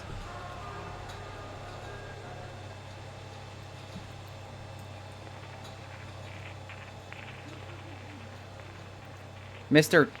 Fucking magnetic skeleton. Smell that? No mistaking it. Baking bread. Back in the good old days before they went fucking woke. Exactly. That's the work of our unique ingredient, the yeast. The story is that Mr. Bishop got it from a baker in Knoxville in a little tin box. He was out on the run, our Mr. Bishop, from the law. But for a while, he hid out in some muddy swamp, subsisting on live fish. But he always kept that little tin box dry, held above his head. Some among us have proposed that the bit of swamp water seeped in that little tin box, introducing a foreign element, and giving our yeast culture the eccentricity for which it's so widely known. I think it was that baker in Knoxville. They arrested him years later for the possession of a controlled substance. Life in prison, solitary confinement, no visitors, no windows, till the day he died. Must have been a hell of a substance, hey? My god, I would say so. Magnet zap. Pow. Flicks my magnet at you.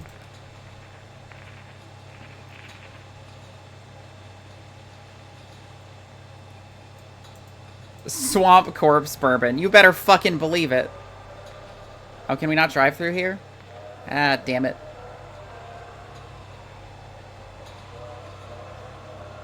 Let's just back up over here, and then we'll swing around this way. We gotta get back to shipping.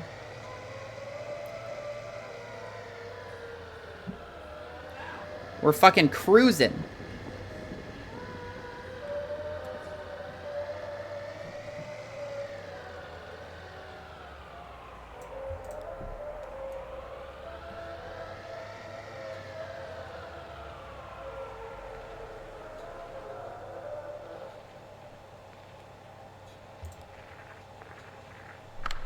Here it is. Now, I have to ask, as a matter of course, what kind of experience do you have driving trucks?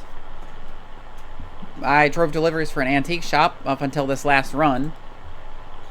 Generally cannot drive through an underground concrete wall, because that's concrete, baby. Fair enough. I guess. Aha, precious cargo. You'll do just fine. And you can drive safely, can't you? I have any doubt now. It's only after what happened with Miguel this evening. What happened with Miguel this evening? Well, the dust is still clearing, of course. Perhaps he closed his eyes for a moment. Or simply hit a curve too devilish. I do pity an ill-fated Miguel. He was good company, and slow to anger. But if we're speaking confidentially, well, all that lost product to be repaid, bourbon and glass dashed across the interstate, and a few casks, too. We're all just thankful he had no next of kin. So, let's see if we can ring up the dispatcher. Doolittle starts the truck and switches on the CB radio. A deep, monotonous voice drones from the dashboard speaker. 1020 on that load, come back. Up in the Hummingbird Cave, 1012 City Kitty. This is a good time, dispatch. We may have found Miguel's replacement, though you might like to get acquainted. 10-9, come again. Introduce yourself. Pleased to meet you. Tell dispatch something impressive about yourself. They're well regarded here. I guess I could drive a truck like this. I guess. 99 wheel holder. Gotta pay the water bill.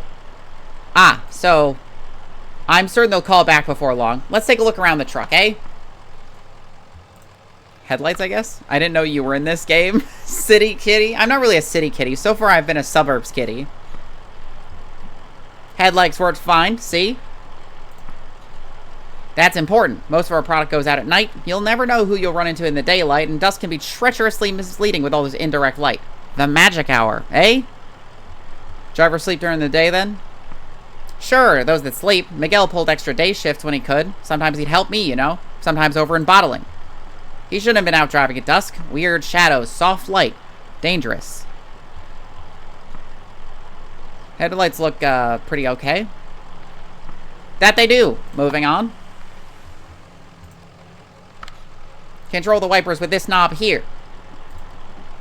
They seem to have a decent torque to them, eh? Can't say how they'd fare in an ice storm, but we must never delay a shipment. Better assume the risk. Always clear skies down here. So I hear, but most of our product is delivered by surface roads, which I feel rain quite often, particularly in the spring months. So I hear. I'm sure the wipers are fine. Of course, what else then?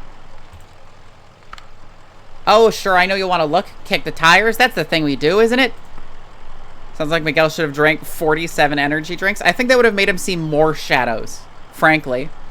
As though our knees could exert the kind of force these tires see out on the road. We're more likely to hurt ourselves. Isn't it the way, eh?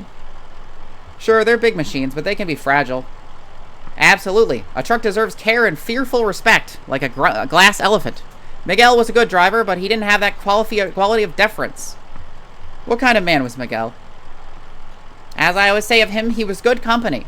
Many of us have found ourselves in his position, arrogantly grasping at personal sovereignty when our lives have become unmanageable. There's no shame in it, only condolence. Now, what else can we show you? Looks like it's just about ready to go out. We have some good, strong folks in shipping here, so you never need to worry about loading it if you don't want to. Bit hard on the knees and back at our age, eh? Of course, you'll have to unload at the destination, but that's the job. And some drivers like that, the extra shift stacking and loading here. I shouldn't really do any lifting these days. I see. Well, I'm sure we could spare a dolly and carrying strap for your health and safety. Sounds like a lot of work around here. It's in our interest, friend. After all, we must meet our financial obligations. The truck's radio crackles back to life. Driver, come back. Ah, there's dispatch. Now tell them about your experience. Tell them the truck's in good shape. Tell them you're starting in the morning. I've been driving for a number of years. Decades, dispatch.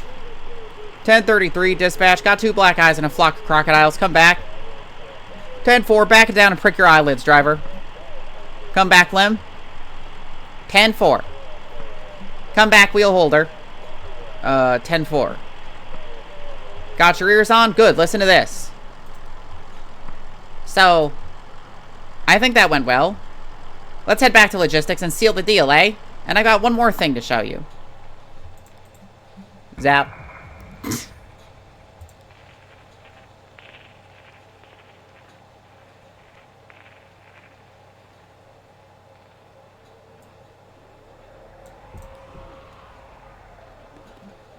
Let's let the skeleton drive for a little bit. Oh, having trouble getting out of this turn. Uh-oh.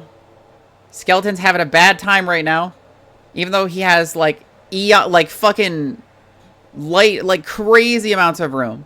Just a truly huge amount of room. He's too sensitive. You know what? Fine, I'll drive. Whatever. Don't worry, don't give up, skeleton. I will help you drive.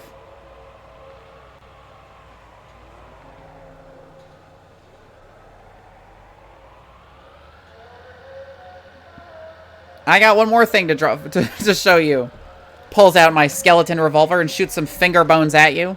Blam blam. Pew. Zap. Ka-chow. Let's head back upstairs, eh? I have one more thing to show you. Wait, we only came here looking for some answers about this stupid moldy computer. Oh, the old man in the cave with the moldy computer? That black mold, it's drawn to whiskey. It feeds on ethanol fumes, you see? As we age the whiskey, some of it inevitably evaporates into the air. The angels share. It goes through the vents here and out into the caves. If we can scrape up that mold, we can usually apply some pressure and cold to it, squeeze and condense the angel's share back into drinkable whiskey. Every drop counts when you're making a living on this stuff. So we'd go down and scrape it off his equipment just like any other place it grows. He kept sending his people here to drive us away. Paranoid. Truly paranoid. Well, now we have the formula, so we don't need to go collecting mold. But we didn't do anything to his moldy computer. He just forgot the password. One of his assistants shared it with me. Dome in air. That'll get you going. I'm sure of it. So, join me upstairs. Bazap.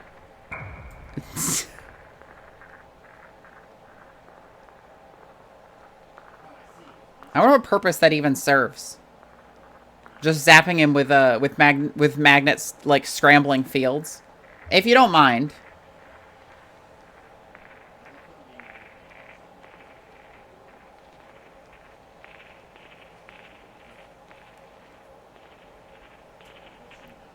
There's a super condensed bourbon they pull out of the wood in a cask they call the Devil's Dew, and it sucks, but it'll fuck you up. I mean, I suppose that's the whole purpose of it. Is this where we were supposed to be going? Yeah, up here. Here it is. A beauty, wouldn't you say? It's an antique, you know. What is it? Why, it's an adding machine. This is where we come for our daily ritual, to calculate the day's interest and repayment according to the formula. I usually do so at the beginning of my shift, so I know how many hours I need to order to keep up. Yes, I believe you'll do well here, sir. Happy to have you. Congratulations, you are hired. Wait, we can't... It's customary here to start each day with a shift drink. Let's make it special, mark the occasion. This is top shelf stuff now, single barrel. He doesn't... Down the hatch, Venom Memory Morse. I would prefer not to, but, yeah. Conway's gonna go for that drink. Decent enough. Welcome aboard. Help. Help, it's controlling my mouse. It has taken my mouse.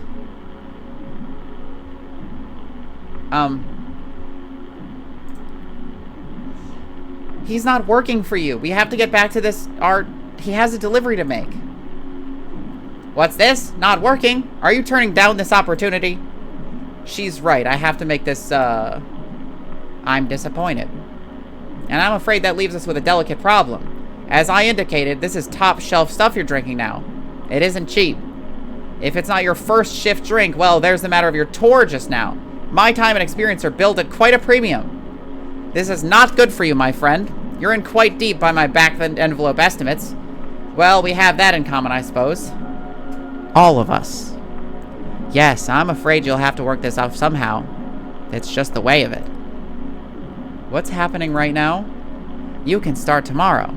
Take the time to settle your affairs. Of course, the interest begins to compound immediately, and, well, we'll go over the formula when you get here. I should get back to work. See you tomorrow, then.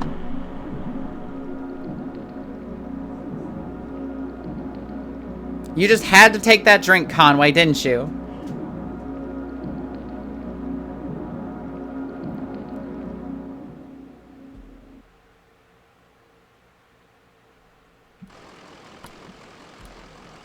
So, I guess I start in the morning. I guess. I'm confused. That's just the way these things go, kid. Huh? Well, it still gives us a few hours to roam, right? Where's the ferry? He loves booze. He sure does, as much as he shouldn't. And as much as he's trying not to.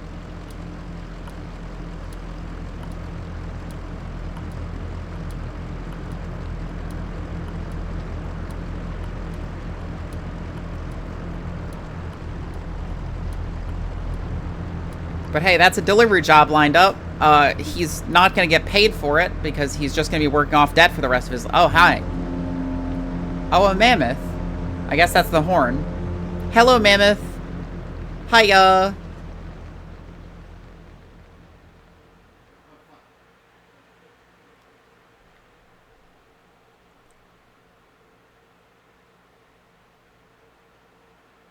End of Act 3. He got suckered, bamboozled by the old Central Square scam. Yeah, basically. Here and there along the echo. Now, don't give me something that is a full-length play, please. I beg of you. Here and there along the echo.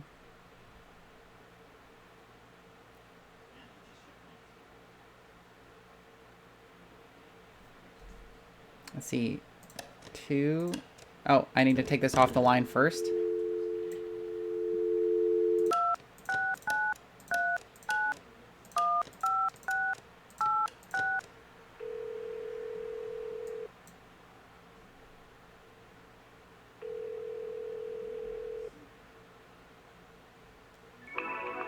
Hold music. Fuck. It's like calling the doctor. Hello. You have dialed into here and there along I'm half tempted to just hang up. to the Echo River for drifters and pilgrims. This guide is a public service provided by the Bureau of Secret Tourism. Okay, so I can't play with this at all. I want to play with stuff without hanging up.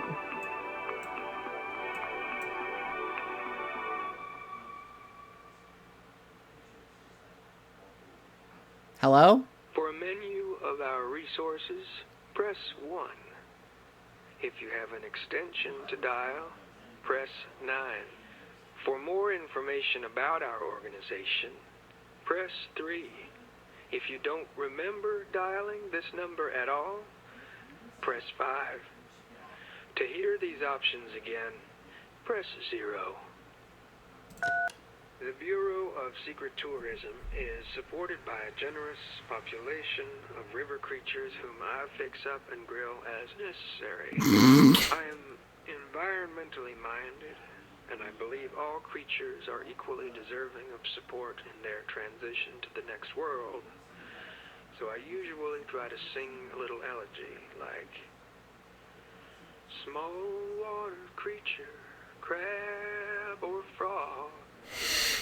Now you know that sleep is all around us. Fucking Like a muggy singing a eulogy for the little river guys that he eats. something like that. It's easier to come up with these songs when I'm hungry in a sort of transcendental fasting state, but I've actually just had breakfast. A debt of gratitude is also owed to the Bureau of Reclaimed Spaces, who unselfishly and unknowingly donates this here telephone line for the purpose of this here informational. So he's You just can always find he's the just latest using secret their telephone lines to literature host this. in any of our unmarked kiosks or any other old place it happens to lay. That's all I have to say about that. Hey, do me a favor.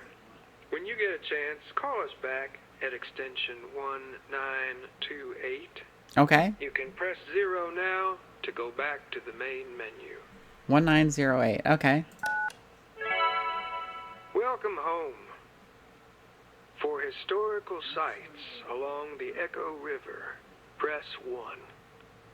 For a guide to the river's flora and fauna, press 2. For help identifying an unfamiliar sound, press 3. If you're holding a snake right now, press 4. To hear these options again, press 0. Well, if you're dialed into this here informational resource, then you're a certain kind of beachcombing, calling sightseer. So let's take a story. For a diver's guide to underwater islands, press 1. For forgotten places, press 2. Press 4. Restless places. God, press 4. For what little we know of the Iron Pariah, press 4. Iron For Pariah? food and drink recommendations, press 5. To return to the main menu, press 6. To hear these options again. Welcome home. For historical sites along...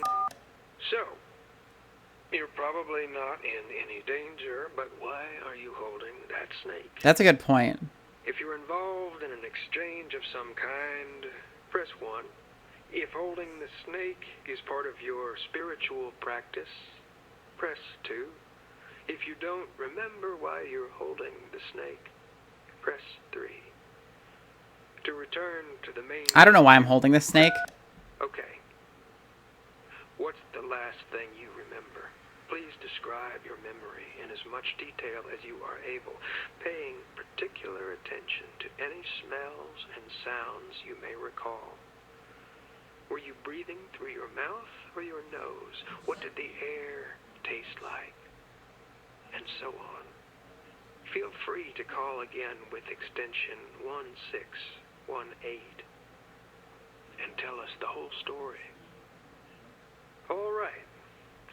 Let's roll up our sleeves and get to work on this here snake situation. What you're going for is a kind of gestural conversation. Don't worry. The snake is my wife now. You can marry the snake, Teeps. I'm sure that's allowed. And look her right in the eyes and say her name. I'm gonna go with Delia for the purpose of demonstration, but Lila. pick a suitable name. Lila the snake. Try to follow along with me here to the best of your ability. Okay. Delia, take it easy now. Lila, take it easy now. This is just a reflection of a reflection. This world is a reflection of a reflection. Well, she processes that metaphysical curveball. Okay, what's Delia up to now? If she's staring right back at you, press 1. If she's wriggling around, press 2. And if she's just kind of limp, press 3. She's definitely looking right at me. Good. Now you got her attention. Now, leading with your shoulder, slowly tilt your body to the left, always maintaining eye contact. Okay. Adjust your feet as necessary. You want to do a full rotation over several seconds. It's normal to feel a bit self-conscious. Try not to get tangled up in the phone cord, or next time plan ahead and use a cordless. Okay. All right, where are we at? If the snake is breathing heavily, press 1. If she's curled around your forearm, press 2. If her tongue is extended, press 3. I think she's... If the snake is breathing heavily... Okay. 2. Okay, I want you to tense your arm muscles and then relax them. Okay. One by one. I only have the 2. Slow, shallow breaths. Tense. Relax. Tense. Relax. Try to focus all your thoughts on that blood coursing through your arm veins. Forget Delia is even there. Just you and your blood. There you go. Delia should be in a kind of a calm, thoughtful state now. Yeah, it definitely seems that way, I think. So, put that snake in some grass or something. Okay. Let Delia be free, like a snake should. Goodbye, And Lila. wash your hands if you care to. I would. Welcome home. For historical Snake taken care of. sites along the Echo River. Teeps, unfortunately, has been divorced by the snake. For a guide to the river's flora and fauna, press 2. For help identifying an unfamiliar sound, press 3. If you're holding a snake right now, press 4.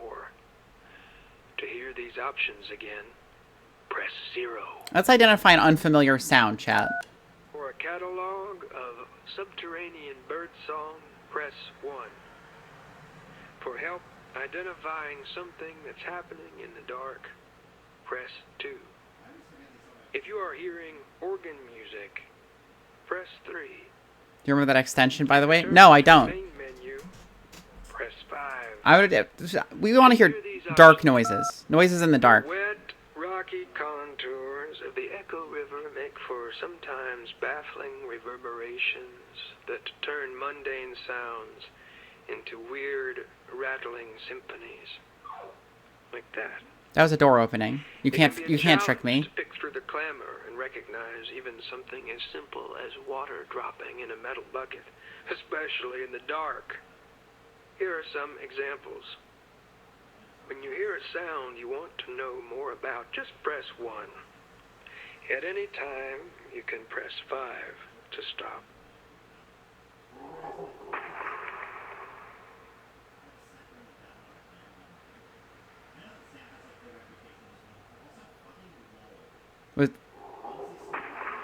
That was just the same sound again. Gnome attack. That's Slayer, in case you're wondering. You're only playing the one sound. And that was a canoe tipping over from several miles away.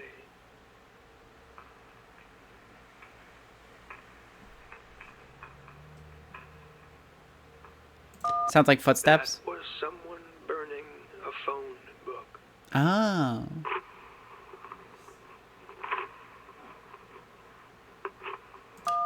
That was someone tearing up an electric bill. Huh.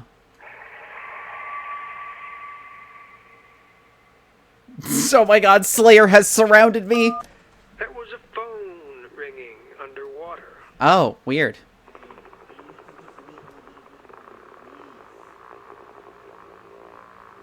That sounds like an engine of some variety. That was a motorboat's propeller failing. Oh no. That was dirt being thrown on the lid of a coffin. Huh. I always wondered what that sounded like.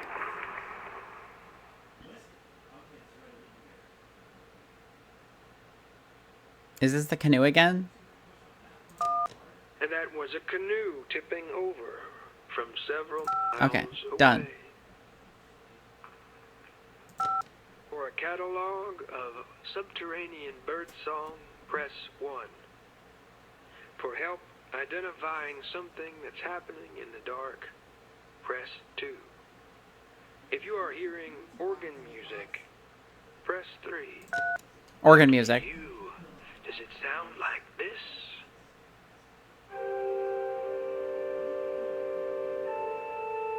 No, it sounds like the Castlevania. It's like the Dracula theme or whatever it is. It's like beep beep beep beep beep beep beep beep. You know that one? Can you do that one? I like that one, not this one. You can stop doing this one. Oh, stop.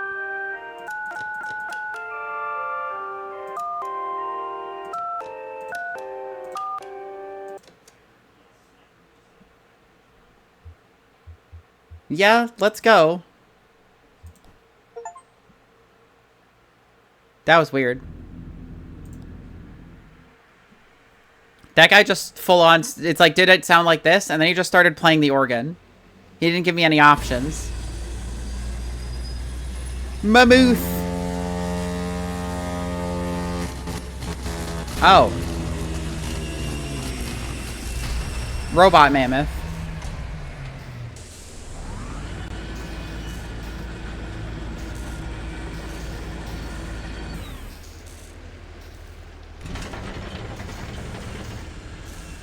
Manual 5.4. Context Backlash.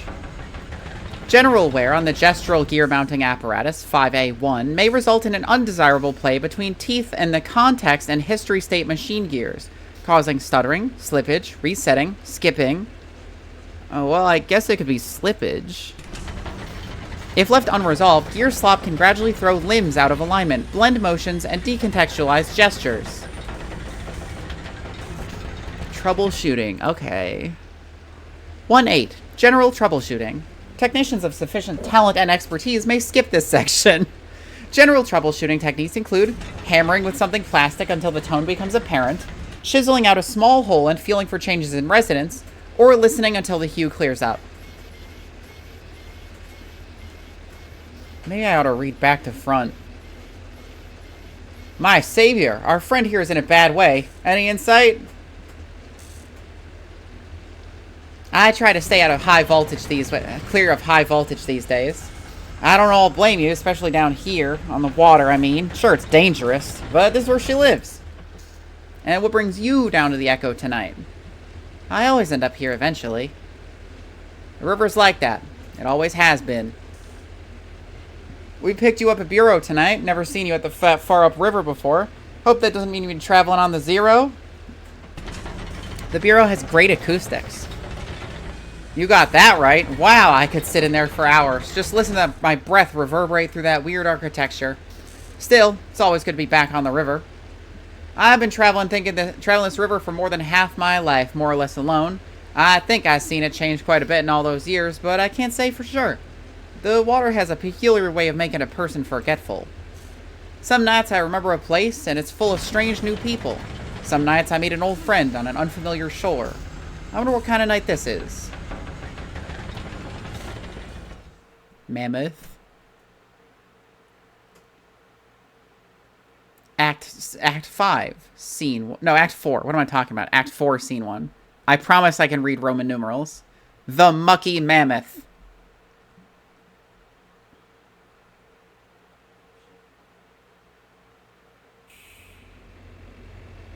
Oh, Shannon put her hair out. Oh, funny dog. Like a whippet or something.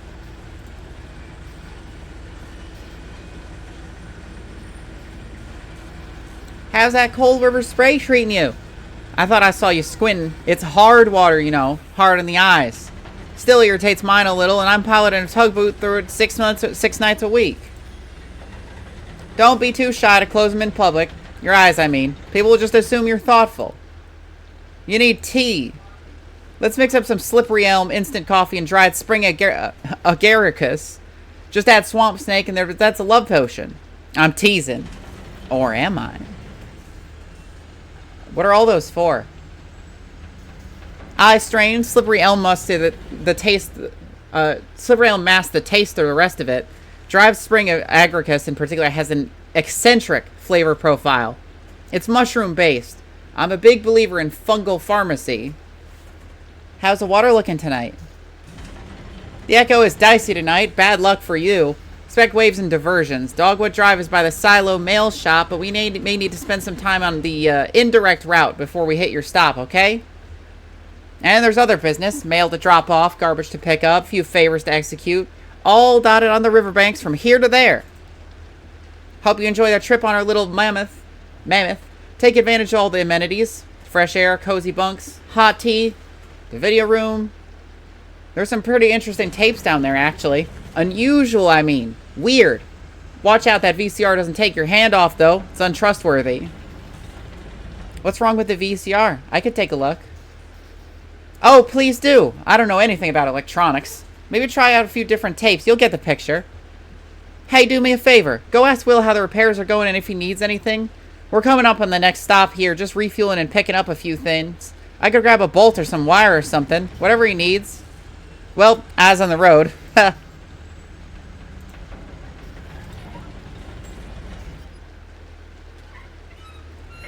Bye, Kate.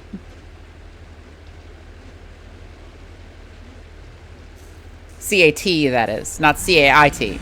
That one's me.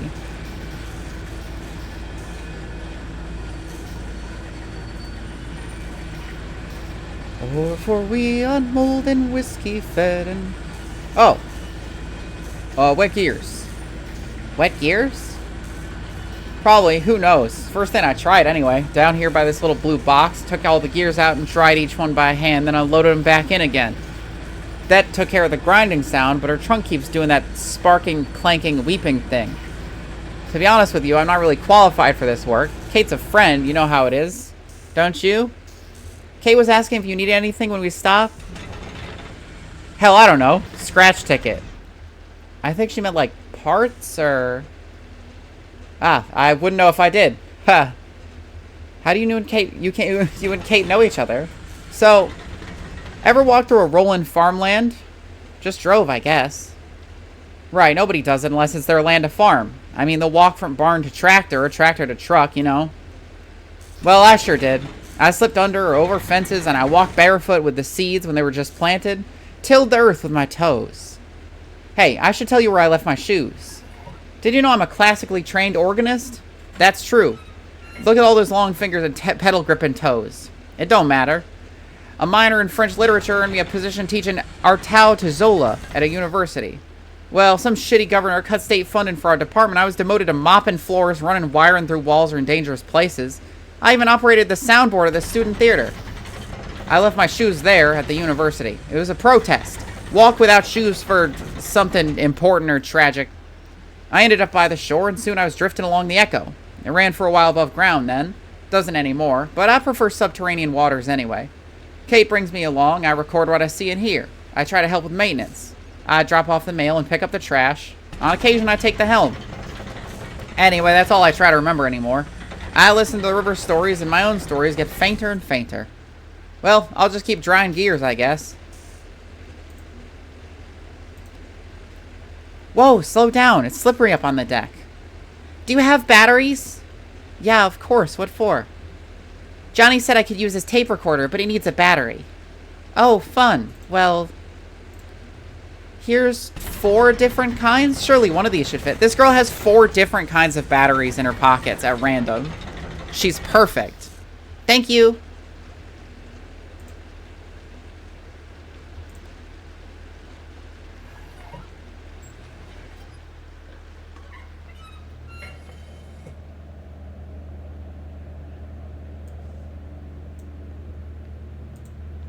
The musicians. Really? You were entranced. You don't remember this? It's okay. We've all seen a lot of concerts. Cyrano opened. His tape machine was broken or something. It got really cosmic. Right, at the flower shop. I remember that show. Sorry, Clara. Well, you have a second chance to hear it tonight. That was fast. Got the batteries? Let's see. Perfect. This one will do. So you hit this button here to record. Hold it right here so you don't cover the microphone with your hand. I bet you'll find lots of good sounds just around the tugboat. There's plenty of tape in there, so don't be stingy with it. Just record anything that catches your ear. It really changes the way you listen. For the better, I mean. Are you playing a concert tonight? I could record that. Yeah, Clara came all the way here from Lithuania just to do this Echo River gig. It's a tour. Tomorrow I'll be in Nashville and then Atlanta and then over to the coast.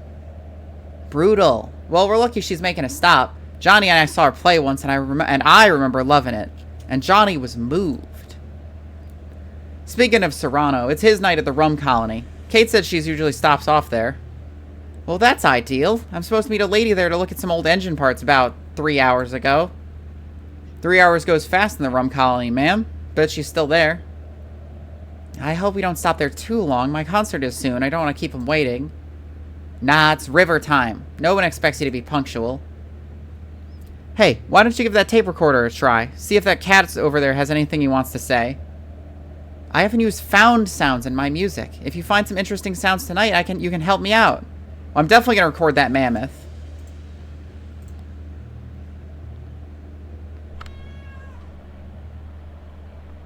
Oh, fuck, he's got a skeleton arm now, too. Oh, is he back to drinking? Damn it, Conway. Fuck's sake, you're on painkillers.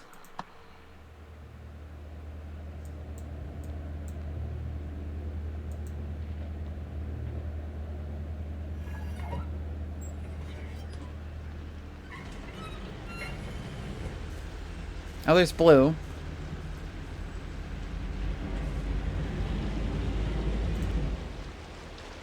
Conway, you know, it's the strangest thing. I can't remember why I came up here. Maybe you should slow down? Nah, I'm good. It's just this thing about... What was it? When you walk through a door? When you go into the kitchen for something, and as soon as you pass from one room into another, you forget what you wanted. You have to walk back out just to remember. Like you left a part of your brain behind. Hey, I wonder if I could follow that brain crumb trail all the way back to the room I was born in. You were driving for hours. Got any sleep? You found beer. There's a cooler full down there. Say it was floated by if you believe that. Got caught in some netting and they hauled it aboard. A bounty. Anyway, there's a sign by the cooler. Take what you need and leave the rest. Shannon leaves over the railing and looks at the river below. It does look cold, doesn't it? Yeah, better keep that kid away from the edge. A person could easily fall in. He's been exploring. He seems to keep himself entertained. It's good for him. It's important to know how to be alone. What's up, huh? You look like there's something you want to ask. Fine, you can ask it. One question. I thought you didn't drink. Well, I didn't. I mean, I did, and then I didn't, and I did again. That's how it always goes. I drift out, finally wind up back at Lizette's with my head down between my legs, saying never again.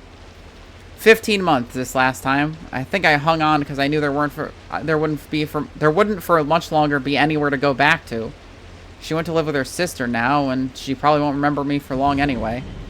One time she picked me up out of the ditch by the road, blackout drunk at dawn. Came around later that night. She'd taken care of me. I told her I didn't deserve it, and she said I didn't have to deserve it. She sounds like a saint. We should all have someone like that. Oh, you wouldn't say that if you knew her when she was younger. That girl was wild. I guess she got her own problems now. Wish I could help out. Hey, maybe I could make some money and send it to her sister. Maybe they'll keep me on at the distillery, I mean. No, I shouldn't get ahead of myself. I gotta repay my debt. Hell, I should be grateful for the opportunity. If you want to die with any dignity, you've got to settle up. That's why it's a damn shame when people go sudden. I think you sound insane, Conway. You're going crazy, man. That's fucking crazy talk. This guy made up a debt for you, and you fucking are just like, well, thank God I got this job. I wouldn't want to die going into debt at some fucking random company that tricked me into being in debt. I'm sure I talk too much. Everyone on this river does. Problem is that we listen twice as much as that. We're only telling you half of the stories we hear. Kate told me I ought to have been a photographer. She said, "You have an uncanny way of having been in the place at the time the thing happened there, and that's the hardest part of taking a photograph anyway." Nice of her to say, but it isn't true. Though I know just about every story on this river, most of them I picked up second, third, or fourth hand and so on. Listening, see? Now, I know what you're going to ask, so I'm going to answer it. Yes, I'm sure they're all true. I personally believe a story gets more true as it's tossed around from brain to brain, and the whole community brings their insight to bear on the brittle facts of experience. What are these emotes you're sending, Teeps? Crazy head, crazy. I don't even. That's a fucking stand, right? I don't even know which one this is. Is it Crazy Diamond? Because it doesn't look like him. Saw the ghost of Stephen Bishop brew up a batch of white lightning on a raft. Or anyway, I talked to a few sailors who recently crossed paths with him, and I sampled his wares. One night when I was working at the Murky Mammoth, we picked up a gaggle of passengers, head down and mail drop in the silo of Late Reflections. Crazy talk. Oh, fucking... I can't remember who that was. That was one of the Best Friends Play guys. I can't remember his name. It wasn't Wooly. I knew a couple of them in passing, a pair of traveling musicians who I often encountered in the river. The others were strangers to me at the time. A young woman and a small boy, an old man whose name I didn't catch. Oh, and a smelly old dog. We docked at a gas station so the mammoth could refuel.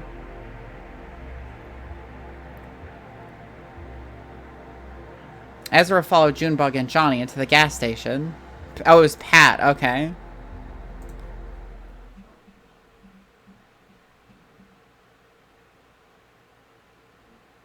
Act 4, Scene 2.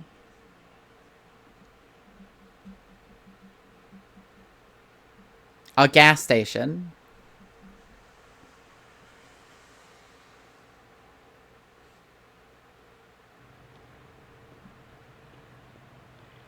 We cut it close. I usually find this place upriver. Everybody's on the lake tonight. Running on fumes? Yeah, it's this little game I play. Try to get the needle all the way down before I fill it back up. Like playing chicken with the fuel gauge. Sounds ridiculous, right? Sounds fun. Take it where you can get it, right?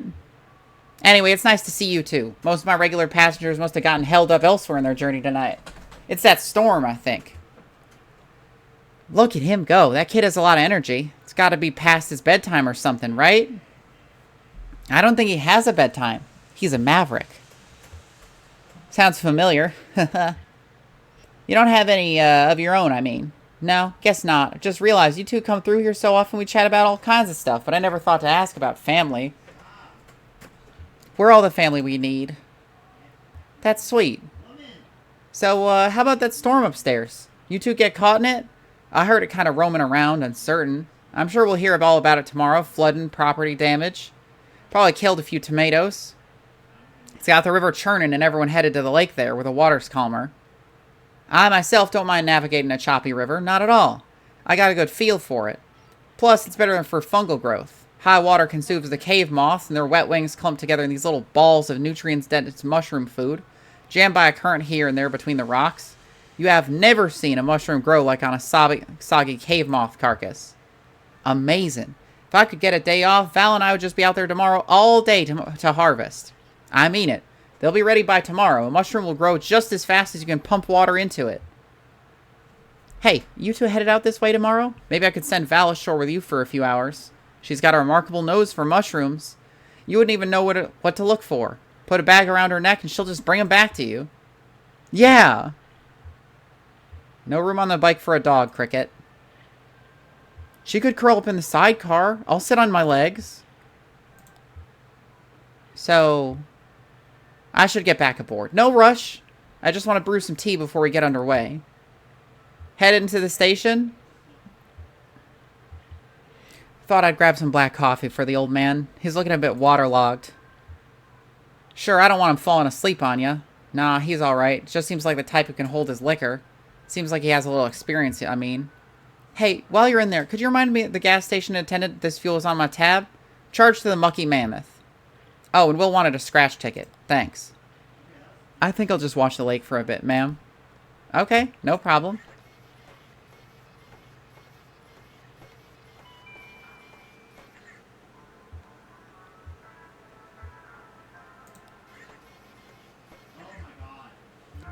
Looking for crystals?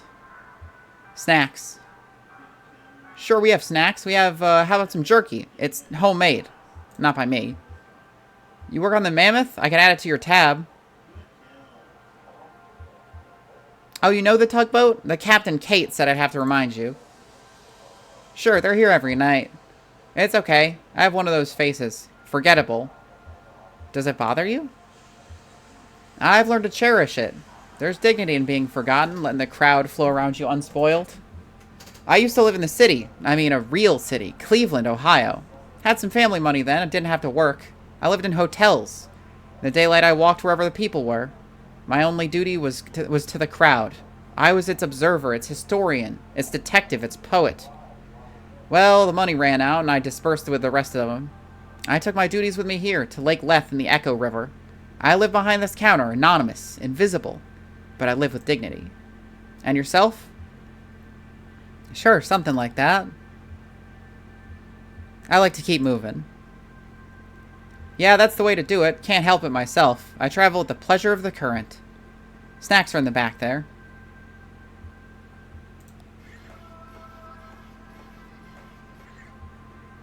Junebug surveys a row of chocolates, licorices, cheese crackers, dehydrated, bleached, and reconstituted and colorized. Johnny seems distant.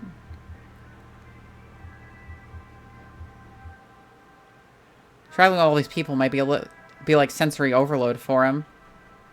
The bag on the bottom of the shelf is decorated with cartoonish pictures of vegetables. Through a plastic window in the packaging, you can see puffed corn shaped and colored like carrots, tomatoes, and broccoli florets, and a few puffy white discs that might represent potatoes.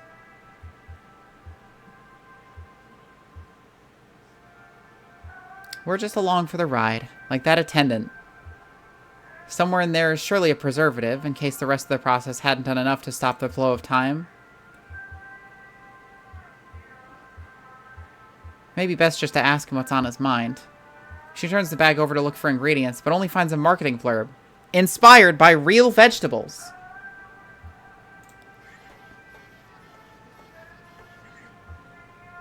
Shit, that floodwater washed you halfway up to sea. I was looking for you down by New Königsberg, same as usual, but ain't nobody there. River's deep as an elephant's... Oh, didn't see you there, ma'am. Pardon my language. Where are you headed? Well, in fact, I'm headed right here. Glad to have found it at last. I expect you must be Loretta. Enchanted to meet you. Sorry I'm late. Hey, is this coming along a little too flowery or something? Enchanted? Repeating it now, I feel a little silly. I'm not Loretta, but I think you'll do fine with Enchanted. Well, thanks for saying so. But now I'm double embarrassed. Do I look like her? To be truthful, I couldn't tell you. I met Loretta on the computer. We met each other there, I mean. Or I guess we spoke through the computer and agreed to meet. I don't know the terminology. Haven't dated in quite a while. Back when I met Greta, that's my wife, excuse me, my ex. Or maybe I'm her ex? I don't know how to say it. Anyway, back then there wasn't even such a thing as computers at all. I mean, guess there probably was, but I never heard of one. I worked in textiles. So here I am. So what's your plan when Loretta shows up? Oh, maybe head down to the rum colony. Shoot, forgot to ask if she likes to drink. You never know these days. I guess first I'd ask her about that. If she doesn't like rum, maybe I'd try to take her to the Bat Sanctuary. That's pretty romantic in a sense. Oh yeah, Bat Sanctuary would be very romantic. Nice place. I mean, like, misty valleys and ruined churches romantic, not like flowers and chocolates romantic. Of course, they got the memorial there. That's a little depressing, actually. Maybe we gotta sail around that. Damn it all, I guess I probably missed her. I wonder if she'll agree to meet me again. I'm sure she'll understand with the weather and all. Nice of you to say so. Well, I guess I'll head on back. Hey, supposing Loretta doesn't want to see me after all. I'm out of your league, man. I won't argue with that. Actually, I wanted to ask you for some advice. I had to type up a sort of autobiography for the computer date. Spent a lot of time on it, only got one reply, but that was Loretta herself. I was happy to meet her, but supposing she's lost interest now. You think it maybe giving some feedback? It's only a paragraph or so. I have it all memorized. I spent so damn long writing it. Okay, here's how it goes. I'm a good-natured man, retired, spent most of my time sailing the Echo River, riding currents of subterranean gas and that strange invisible wind that moans out of small tunnels along the bank. Seeking a companion to map the river with me. I have 2 grown children, but they live far away. No goofballs. Okay, what do you think? What was that about goofballs? I mean, like, serious inquirers only. You might miss out on some really great goofballs. You might be right about that. Why mention your children? Oh, I figure it'll come up somehow. I don't know how people feeling dating with kids. Like I said, it's been a while. Are you embarrassed? Maybe I'm afraid it overstates my age a little. Haha.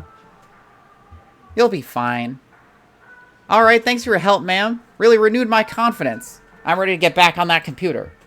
You have a good night now. What's left of it, anyway.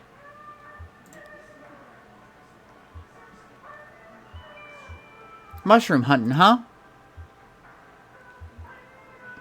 Weird cave fungus growing on soggy moth wings? Sounds kind of romantic, but also kind of gross, right?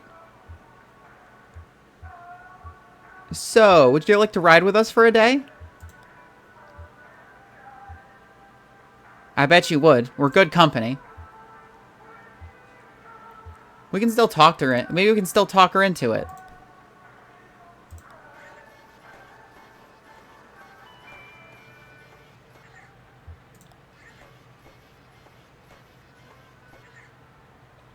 Sorry, Cricket. Nothing good on offer. Not even those little gummy pomegranate seeds? I didn't look. It's okay. I'll go check. Wish me luck. Good luck.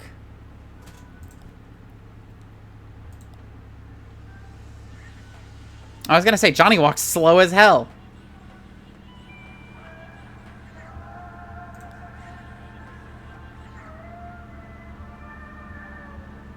Do you carry those little gummy pomegranate seeds?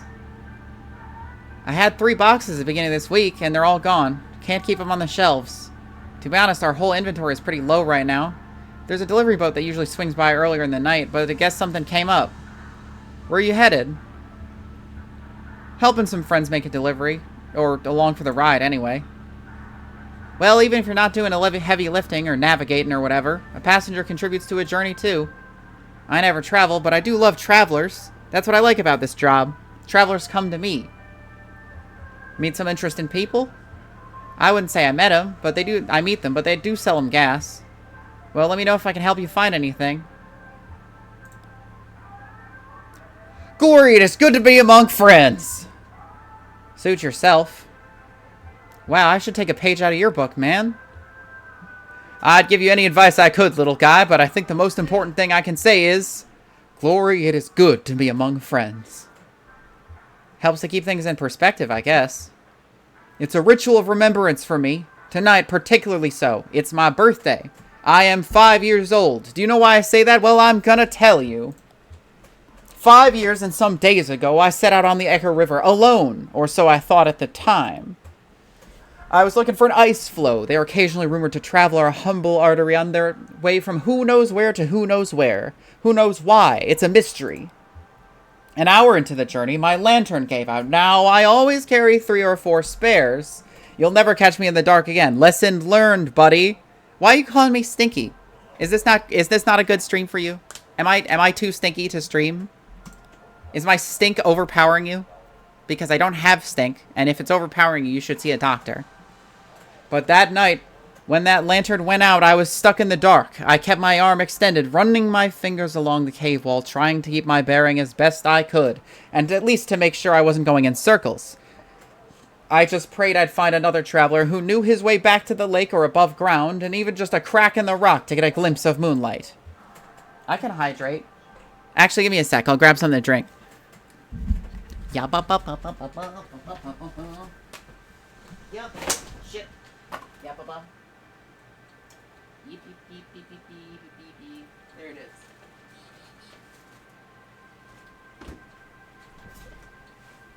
is. Yummer. Hey.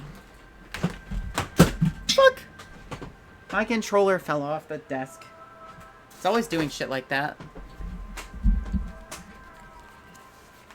I got a nice bottle of rooted beer. I'm not going to chug it. I'm going to savor it.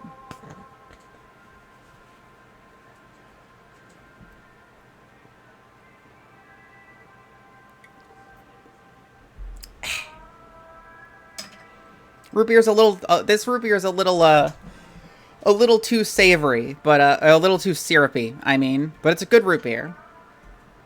I had a large bag of apples with me. After a long while, maybe a day, I was getting weak, so I took my hand down from the rock to tear the bag open. Well, when I reached back out, I couldn't find that cave wall anymore, or any other. I was totally unmoored, buddy. Totally adrift. L plus ratio plus your controller fell off. Real. And it was so dark. I started counting time and apples eaten. I drifted in despair for 4 apples. Then I schemed and planned and dreamed for 2 apples. Finally, I came to accept my fate, lost at sea. And this phrase, I think, would have continued indefinitely had I not come down to that very last damn apple. Picture me, feeling around in the empty bag, certain that somehow there was another one of those fist-sized chunks of life-giving fruit, already softened by time and probably an unappetizing brown. Nope, that was it. I do love a root beer that has a strong root taste. I prefer root to syrup, personally. I'm sure my root beer heads can agree with me. Just as I was about to bite into my last meal, I felt a tickle on my upper lip. It hatched right then. Couldn't have been a moment later, I would have eaten it. My last apple was infested by a damn fruit fly maggot. Well, that should have been the end of it. I should have eaten that apple and that fly while I was at it, and put an end to our little food chain suicide pact. But I waited, out of mercy. After all, this fly was basically a newborn child, right? A gross insect child, but still a child, right? Born into darkness and famine, hungry and alone. I mean, can you imagine that? No other flies out there on the boat, and never would be. No other flies to welcome into the world, I mean. No fly culture, no fly society, no fly history. A true orphan. Hot take, I'm glad your cat and wilds can talk. Well, yeah.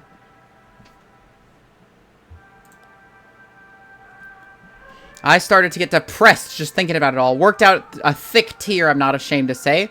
Well, that fly landed on my cheek right under my left eye, right on that salty teardrop, and then Blinding glory, his ass lit up like a candle. That wasn't a fly, buddy. That was a damn lightning bug. So that's how come I'm here today with you folks. Only because I found my way out of that strange river cave by the dim-lit rear of some orphan insect hatched out of my last rotten apple. Glory, it is good to be among friends. Okay. Big plans for the night? Me and Johnny should probably start looking for a place to stop and recharge for the day.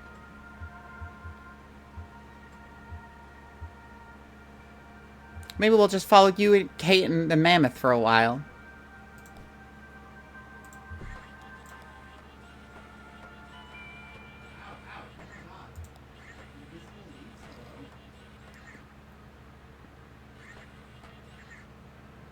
That guy's a trip, the gas station attendant. Did you talk to him? It's funny, it actually reminds me of that frog we had for a bit. That frog you had. Oh, I like to think he was part of the family, you know? Okay, so how does... He seemed like more like a cat to me. The attendant, I mean. Oh, yeah, I can see that too. Aloof, but strangely chatty. Maybe we should pick up another one? A frog or a cat or an iguana or something. Feeling lonely, Cricket? Not exactly.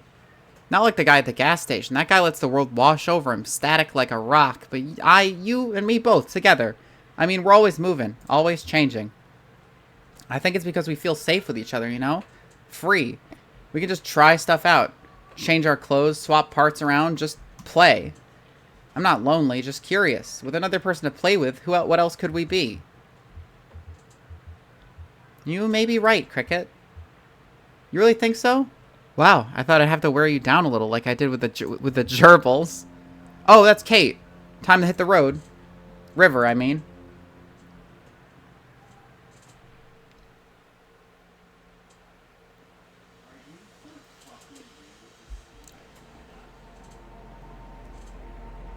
See that small brick building? It used to be an upholstery shop. Now it's inhabited by a very skilled taxidermist whose art is greatly in demand. When it was an upholstery shop, it didn't see nearly as much business. That old shop's name has been lost to time and weather. This was decades ago, and the only trace of it now is the grayed frame of an old sign behind the new lettering, which reads, Trapper, Stalker, and Sportsman.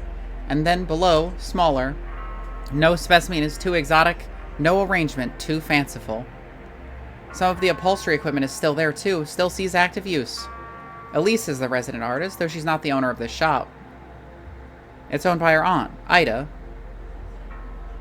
Ida has very little to do with the day-to-day. She's busy with other endeavors, mostly the restaurant she and her husband run on Lake Leth.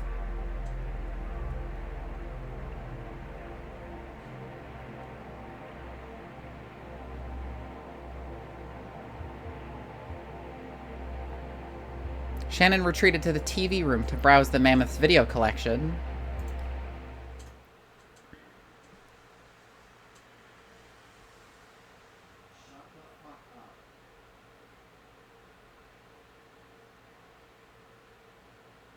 The Mucky Mammoth.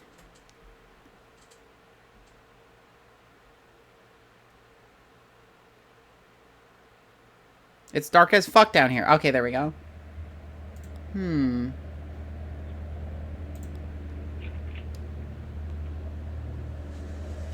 Oh, there's a bunch of little crabs down there.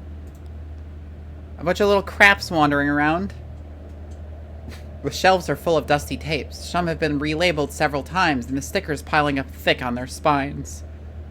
A funeral thing.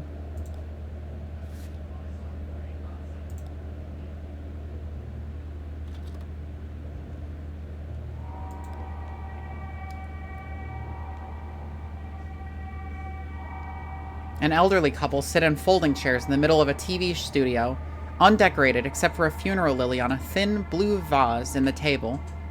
The lights are a bit too dim to make out their features. She reads from a newspaper with unhurried efficiency. Gloria B. of Mumfordville passed away on Monday at her residence. Survivals include all of her children: Dakota, Montana, Minnesota, and Bobby, all of Mumfordville. A memorial service will be held at 7 p.m. Thursday at Hatton Huffman Funeral Home in Munfordville, with cremation to follow. She never knew Gloria. He thinks he may have heard the name, but wondering aloud if she ever worked at the cafe down there in Munfordville. The woman who ran the place was once called Gloria, or maybe still is. They take a call, someone who knew Gloria B., if not very well. The caller once installed a satellite dish at Gloria's house, a 900-square-foot ranch-style home on 2 acres at a dead end, backed by weeds and pine. When the caller mounted the ladder up on Gloria's roof, she slid open her window and tugged urgently at his pant leg. He followed her gaze behind the house to 2 wild turkeys picking through the weeds. Gloria and the caller watched, silent and still, as the huge birds foraged obliviously into the trees. Then he installed the satellite dish. Sad.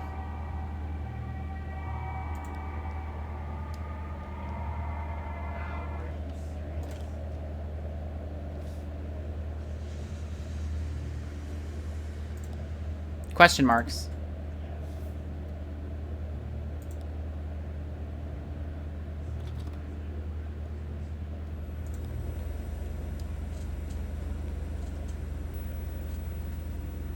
That awful hum. It seems to start before Shannon even hits play. Then there's the familiar room. There are the blank gray walls marked with tape, the school desks, and this time she noticed a few more details. The murky carpet like standing water, some video equipment stashed in the corner, a row of lockers.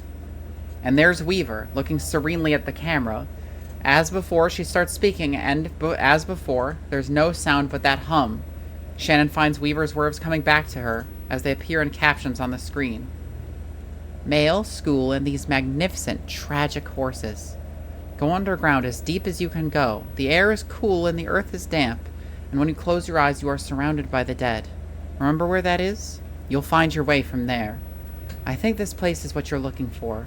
Some of it will wash away soon, but I think you'll be happy here, even without the mail, school. The text repeats for a few minutes, and Shannon stops the tape.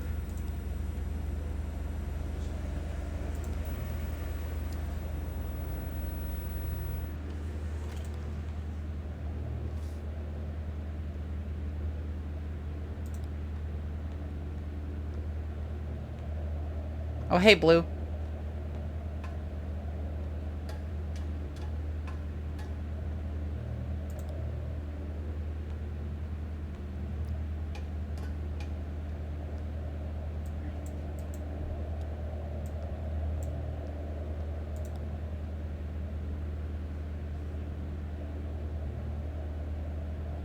Kind of an ominous push-in. Okay. No, it's only for a few notes. Slow and sad, like funeral music, you know? I don't remember it being sad, just simple and unburdened. Maybe that's funeral music sounds like to me. Unburdened. Oh, hello. Kate and I were just trying to remember the Mammoth song. But neither of us have heard it for years. Will just found the mechanism.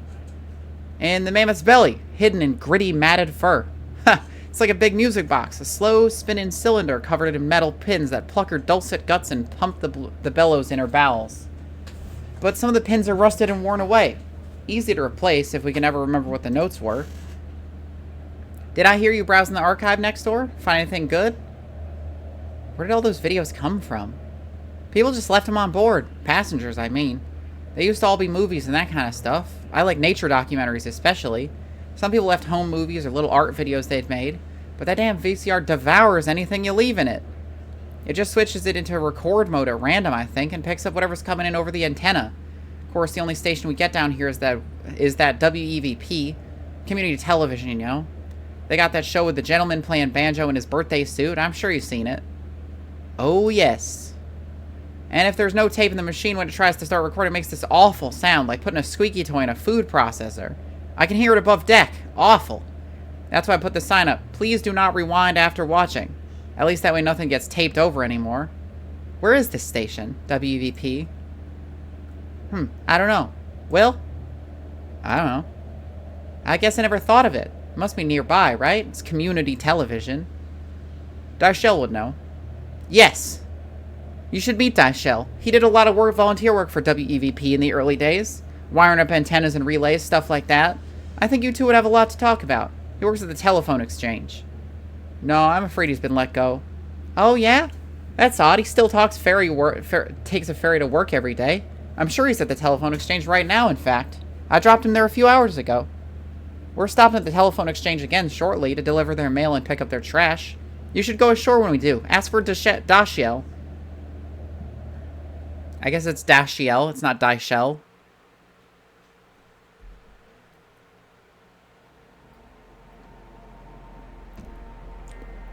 I really miss a chance to lounge on the beach around the rum colony. And I do enjoy a drink, though I don't find their signature liquor suits me. But this time I elected to stay aboard and shoot the breeze with Kate over some mineral water. Still, I heard reports. Junebug missed an appointment, but didn't seem perturbed. I'm sure those two were more eager to listen to the house band. I can't remember exactly who was playing, but Patch always had someone in to tranquilize the crowd.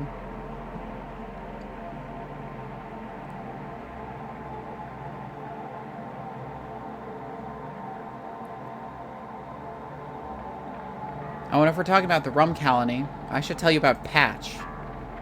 He's the bartender, general manager, creative director. I guess that means he books the music. He's pretty much run the place for the last 7 years. A lot of folks assume he owns it, but that is not the case. The rum colony is owned by a dead man named Vernon. Technically, it would be owned by a power company who once bought a sizable interest from Vernon as part of a state-sponsored investment program. But a clause in that arrangement requires them to keep their hands off the day-to-day, and most of the profits, so long as Vernon walks this earth. The upshot of all this is that nobody came forth to identify the body. Patch is a good guy, though. Kind, trustworthy, and he mixes a strong Mai Tai if that's your thing. Oh, a little sign.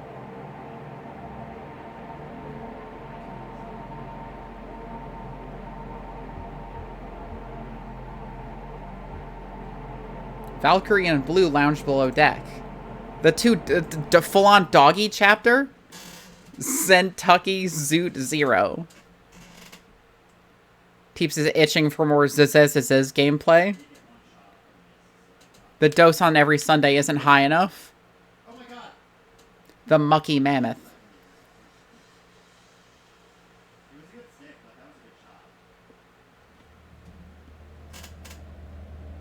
Doggies hanging out together. Valkyrie and Blue.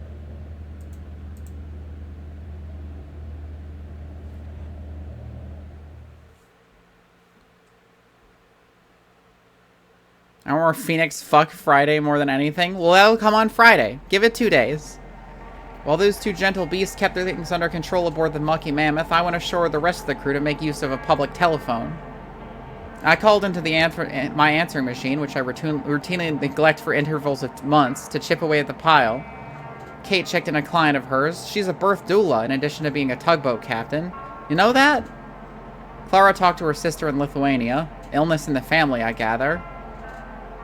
Anyway, the evening hit a low point not much later on, so let's take a quiet moment here to listen to the river and reflect on the unburdened sleep of dogs.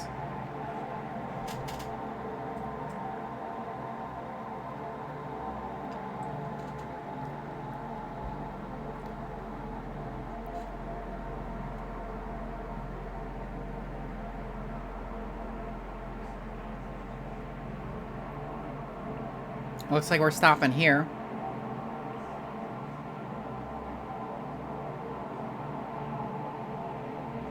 Shannon, Ezra, the old man, and I stopped at Radovansky Center to make some quick cash.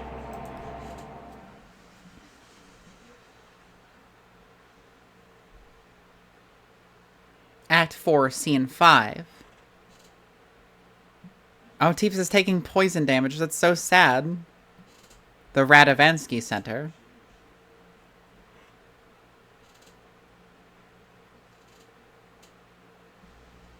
Oh, it's security camera footage. Cool.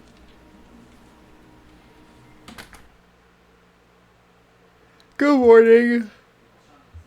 Bags isn't feeling well. Long night. Poor kitty. What are you watching?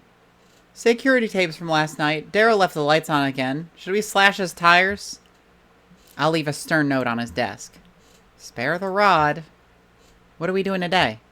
Right, this is weird. You know that old vending machine? The one that only has tomato juice?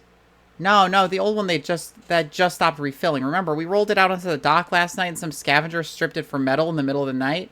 Daryl cut his hand cleaning up after him and it got infected, remember? When no case 5 of Game 3 because Kate's brain isn't wrinkled enough to lock in. I don't lock in because people stop paying attention if I lock in. No. Okay. Anyway, the rest of it ended up in the coat room until finally Daryl and I were piling it into a big bag for trash bars to pick up. And then he came across this box lost behind all the junk. Check this out. This looks old.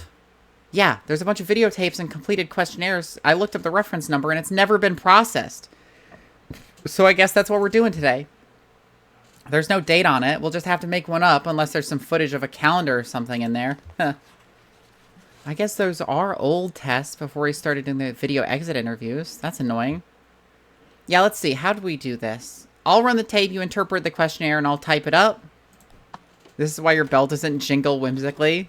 Well, that's because there's no chime. There's no fucking hammer in it. You see? You look in there, there's nothing there. It's a magic bell. It doesn't need to chime. It's so crazy.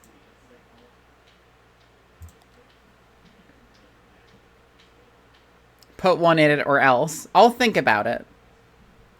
When I get one that animates properly, I'll think about it. This one should be some basic information in the first control test. Subject's general disposition. Question, why are you here? The other passengers said we could make some quick cash taking these tests. Pragmatic. Demographic category.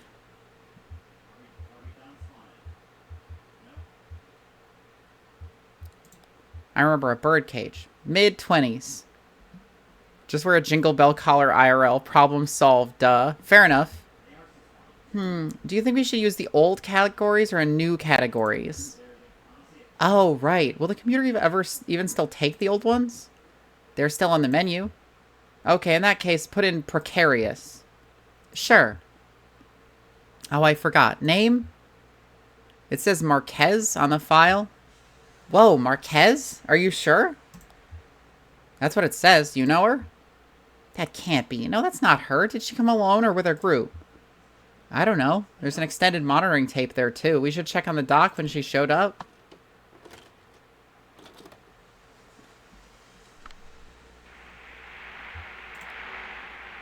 No, definitely not.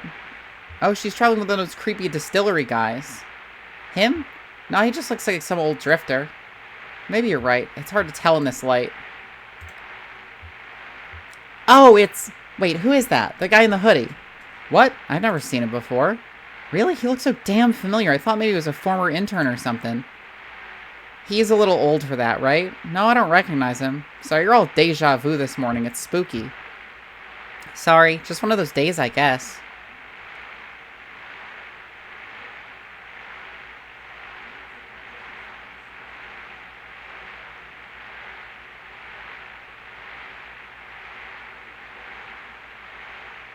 Huh. Guess the old man is on dinghy guard duty. A noble assignment. So, who is this lady? Oh, right. Well, you remember WEVP TV? No. Okay, it was a community television station. The Consolidated Power Company had to fund it as, like, a punishment for owning too much of the broadcast spectrum or something. Oh, they used to screen your videos, right? Yeah, it was like a co-op. I did some maintenance, and they gave me a slot in my show to work. And they had that naked banjo guy late at night. Yeah, that's mainly what everyone remembers. I guess their whole mandate was community expression? He was certainly expressive. Oh, wait. Was WEVP the one that... the flood, right? Yeah. Damn. So, Shannon Marquez, did she have a naked banjo show, too? What? No. Let me guess.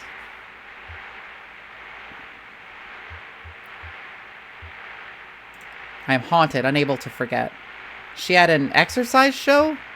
No, I've never heard of Shannon Marquez. It was Weaver Marquez I knew. She worked at the station for a bit, and then she left at kind of weird terms, actually. Anyway, where were we?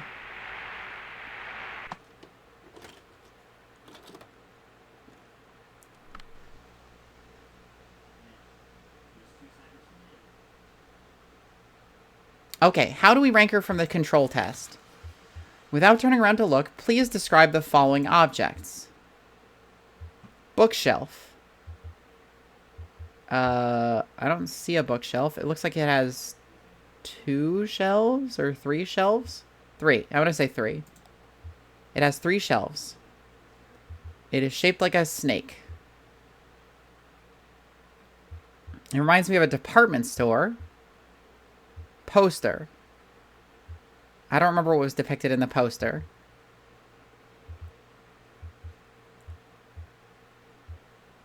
I have a poster in my workshop, a chart of resistor valves. Are you holding the snake? No, I set the snake free, remember?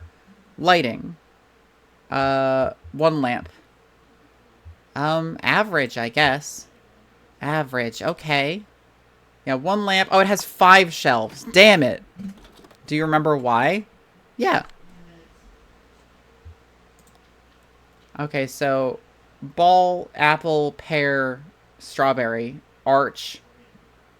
How many pictures did she remember? 2? Or actually, maybe 3. What? She wrote down orange, strawberry, guava. Guava? I think she meant the pear? See, that's why I hate this test. There's so many fruit that basically just looks like other fruit. Oh, guava. Does guava even look like a pear, though? I don't think I've ever seen a guava. I thought they were pink. I don't think a guava looks like a pear, no. They're just pink on the inside. You wouldn't confuse a real guava for a real pear, but in one of Daryl's crude watercolors. But I can still clearly tell that's a pear, even on video. Yeah, you and I can, but we already know it's a pear. She might be remembering wrong or identifying what, to her, is a much more likely fruit to appear in a painting based on any number of cultural, social, geographic, you know. She didn't say anything in her response to help clarify. Let's see. Please describe in detail any sensations that accompany your memory of the pictures. I remember the way the fruit tastes. My mother gave me some mushed up guava once to cure a toothache. Congratulations, you failed. You've actually found a way to fail this objective test that's not supposed to have wrong answers, but you somehow troopered through and found a way. It's almost impressive. Not really. Just sensory memories of guava. I guess we should just skip the pictures. That's a shame. It's really hard to measure memory degradation in some of the later tests without this one as a baseline location updating scenario. I've been saying we should just use photographs. Watercolor paintings already have the quality of half-remembered dream, anyway. It's like they're inviting you to forget them or somebody else already forgot them for you. Like Mama Bird feeding her chicks cotton candy. Photographs are... It's not the way they are. They're really more accurate or true, but we think they are. They put you in that mindset. They have authority. So, yeah, out with the watercolors, I say. But then poor Daryl would have nowhere to exhibit his work. I love GLaDOS ass responses like that. Yeah, for real. Oh, a kitty! Jen, look who it is! Oh, I missed that kitty. I forgot what became of the white one. Her name was Coconut, and she disappeared without a trace. Easy come, easy go?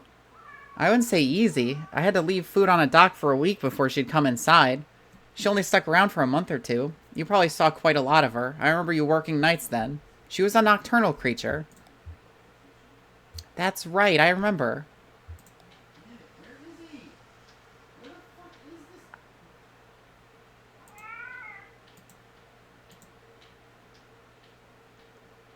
Here you go, kitty.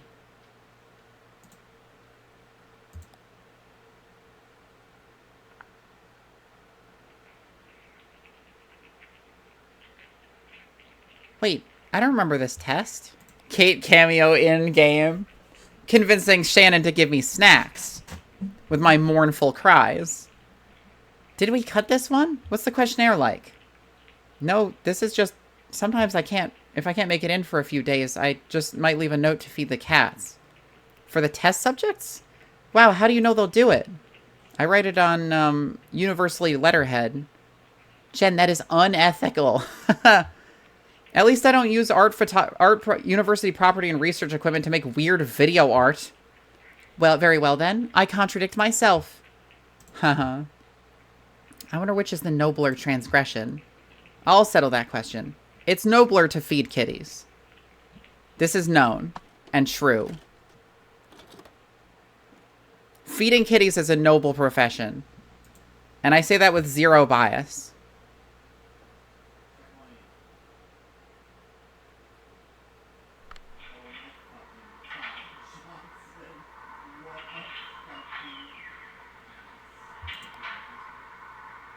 Oh, okay, this is before the CD players. I hope she remembered to rewind. They never did, and Daryl would be in all night, rolling all these tapes back one by one in his little Walkman. He still has that thing. He says he uses it at the gym, but I think he's just too attached to his old mixtapes. He is so sentimental, our Daryl. Those tapes had sounds from my apartment building. Did you know that? Oh? I thought it was stock sound effects from the library. Yeah, the CDs are, but when I was on tape, Daryl had me borrow a tape recorder from the music department and go collect them myself. He showed me the first draft of the questionnaire. I think some of them are still in there, like... What were you thinking about immediately before listening to the tape? I was thinking about my friend. After the tape ended, how quickly did your thoughts return to that subject? I never really stopped thinking about it. Right, I don't really get the point of that question. I think it's just there to set a baseline box for the introspection index. Root beer. So all the doors opening and closing, those are all from your apartment? Chug it. I'm not chugging the root beer, I'm enjoying it. I'm savoring it. Most of them, yeah. Others were from the basement. We have those rows of storage closets down there. None of them are locked or anything. It's just like the weird row of doors. Holiday is jolly, I see. She does love her video games. They're not even marked or differentiated. You have to keep account as you go and remember which one is yours. Mine is number 8. I went down there a little tipsy once. Sunday cleaning, you know, a few glasses of wine. Anyway, I accidentally opened number 9. It was full of mice. Like for a computer, I mean. They were all neatly arranged on shelves, organized by some inscrutable quality, cables tied with Velcro. The neighborhood mouse hoarder. A collector, I think. I guess he lived next door. I told Daryl he should add a question, something like, while listening to the tape recordings of doors openings, if at any point you had the expectation or visualization about what might be on the other side of one of these doors, please write it down. Door number 9. I thought it might be a closet. I was just curious, I guess, since it was from my building. Like, I have a strong sense of where these doors lead, just by hearing them. But is that just from memory, or is it inherent in the sound somewhere? Interesting. You should write a grant proposal. Oh, I wouldn't want to step on any toes, you know, university politics. Oh, here's another extended monitoring tape from the waiting room.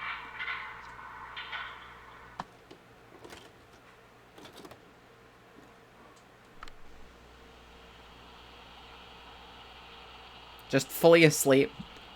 Busy night. There he is again, sleeping. Where do I know him from? It's going to drive me up the wall. Does he work at the university? Oh, that sounds familiar. Yeah, I think he might have worked there a long time ago. Maybe when I was an undergrad? Ah, the Paleolithic. I thought he looked a bit rugged. That's right, Jen. I went to college during the Stone Age. What was your major? Fire? I don't think he was a professor. Maybe staff? It's been so long. Sometimes I wish I just barreled through, like you did, instead of taking time off before grad school. I'm sure it was the right thing to do at the time. Yeah, or the only thing. I was such a mess. Did I ever tell you about that? My boyfriend died suddenly in my last year of college. Oh, poor thing. It's okay. It was a long time ago. But yeah, it really shook me up back then. He was studying astronomy. We were both really into experimental music. We took a few art classes together.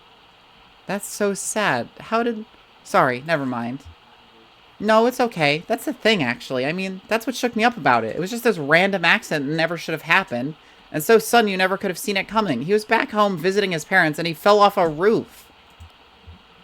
Damn, I know what you mean. You can't predict that kind of, what do you call it, freak accident kind of thing. My psychiatrist says that's why I'm such a pessimist. Well, I think you're remarkably upbeat, all things considered. I mean, you know, that thing with your boyfriend and the roof, but also what happened to the TV station. Acts of God. You think? No, I mean, that's what you call it. That's what you say when it's nobody's fault. It's God's fault. Fuck that guy. He did that.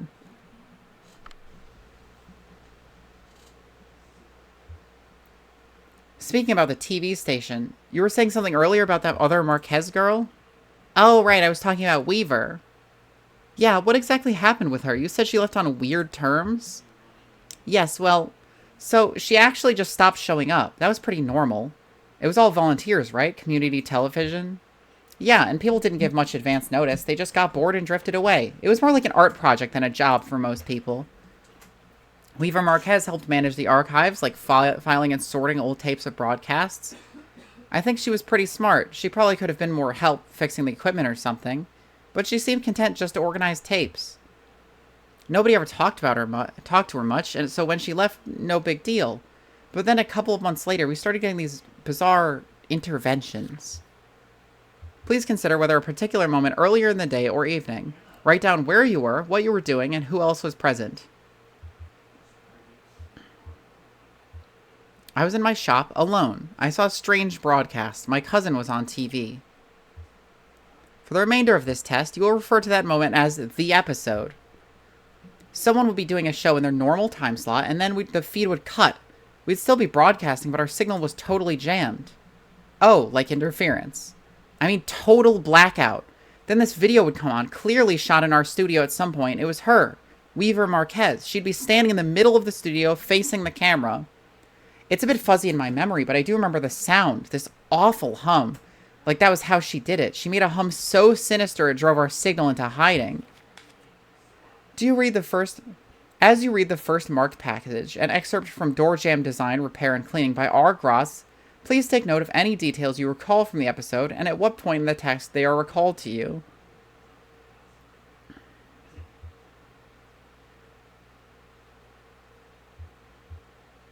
When he described the dust that accumulates on a door jamb, it reminded me of the static on the TV I was fixing.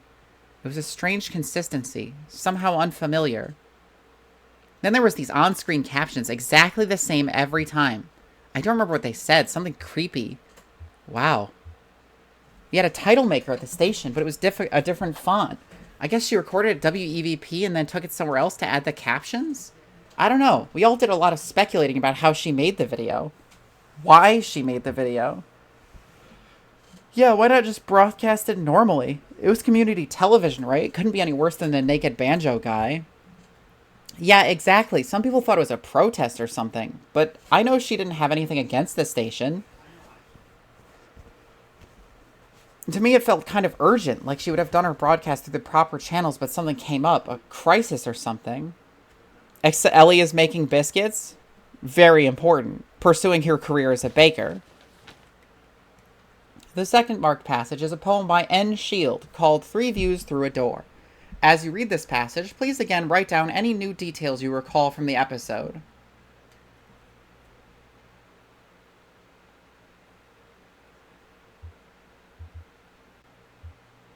When I read the stanza about watching the rain through the doorway, I remember the sound of the strange broadcast. The hum took over everything, even the traffic and the birds outside.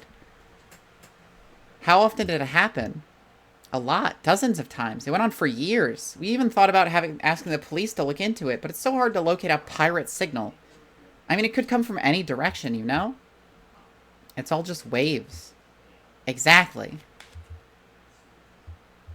The third marked passage is a reproduction of A Caller's Guide to Etiquette of Closed Doors, a pamphlet published anonymously sometime in the 19th century. Again, write down any new details of the episode that are recalled to you while reading this text.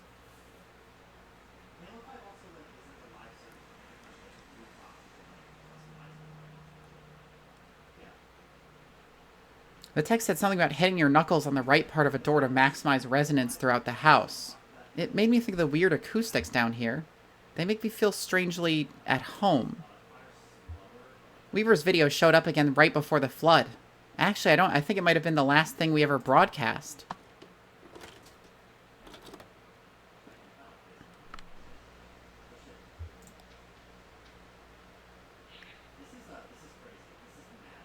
Oh, look, can you read the date?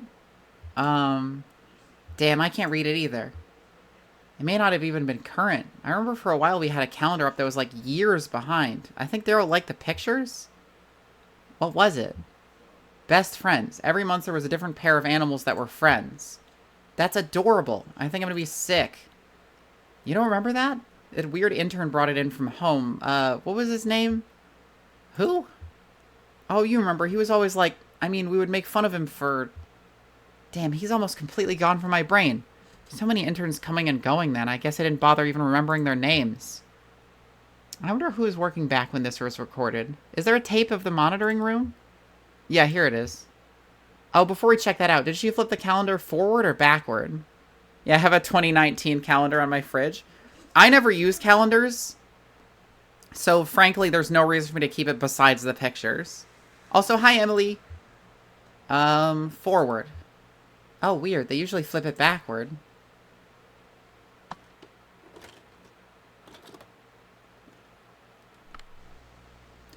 Kitty spotted.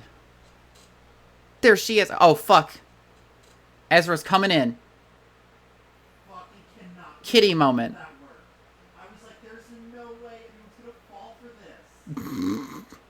Oh, Kitty following Ezra. There she goes. Wait, do you think... Did she follow them out? Oh, well, here's the last extended monitoring tape from the dock when they left.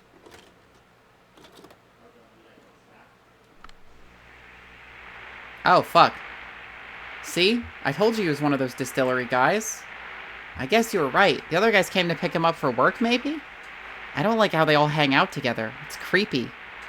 We hang out together and work together. Yeah, but that's not... They're more like more than co-workers. I don't know. I just get this awful feeling whenever I see them. Like I knew them once, but not anymore. Like when they make up a dead person, they'll look like an old photograph of themselves. Sort of familiar, sort of strange. Yeah, exactly. There ought to be a word for that. It's called Uncanny Valley. Bye, Kitty. They look like nice enough people. I'm sure she's very happy with them. Yeah? So, this has been a bit of a memory trip for you, huh? Bet you didn't expect these old tapes to stir up so much. How does it feel for these people to come up again? Weaver Marquez and Wise Will, I mean. And what was her boyfriend's name? The one that died in college? Charlie. Yeah, it's kind of a bittersweet experience, actually. Like looking at photographs of people who have died or moved away. People that are gone. Gone, but not forgotten. No, not forgotten. You're right.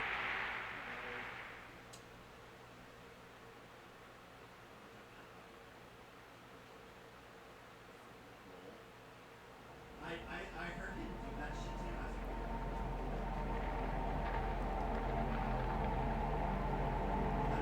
I got him double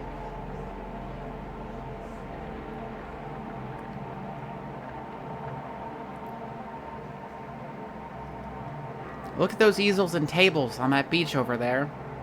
They call it an open-air gallery, or probably something more upscale like Alfresco Galleria.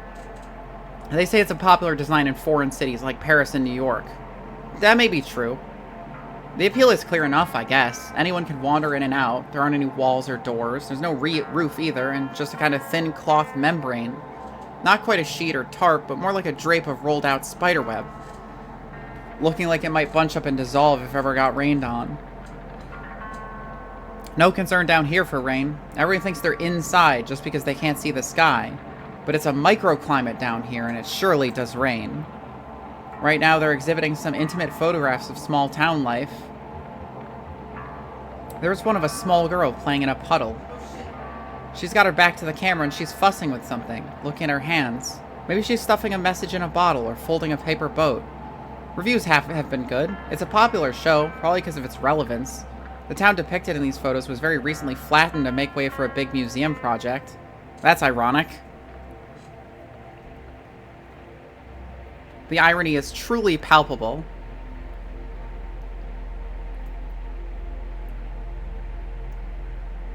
A place with some trees. I think. I assume those are trees. Oh, foraging for mushrooms. Ezra helped Kate forage for mushrooms.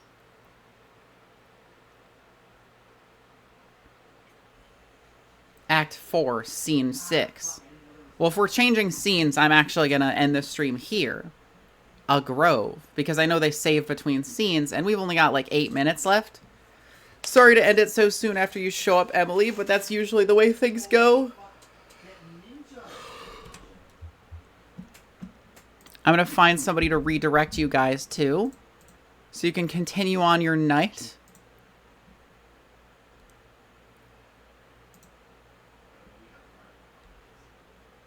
Neko Rin's playing Gears of War, which, that could be cool.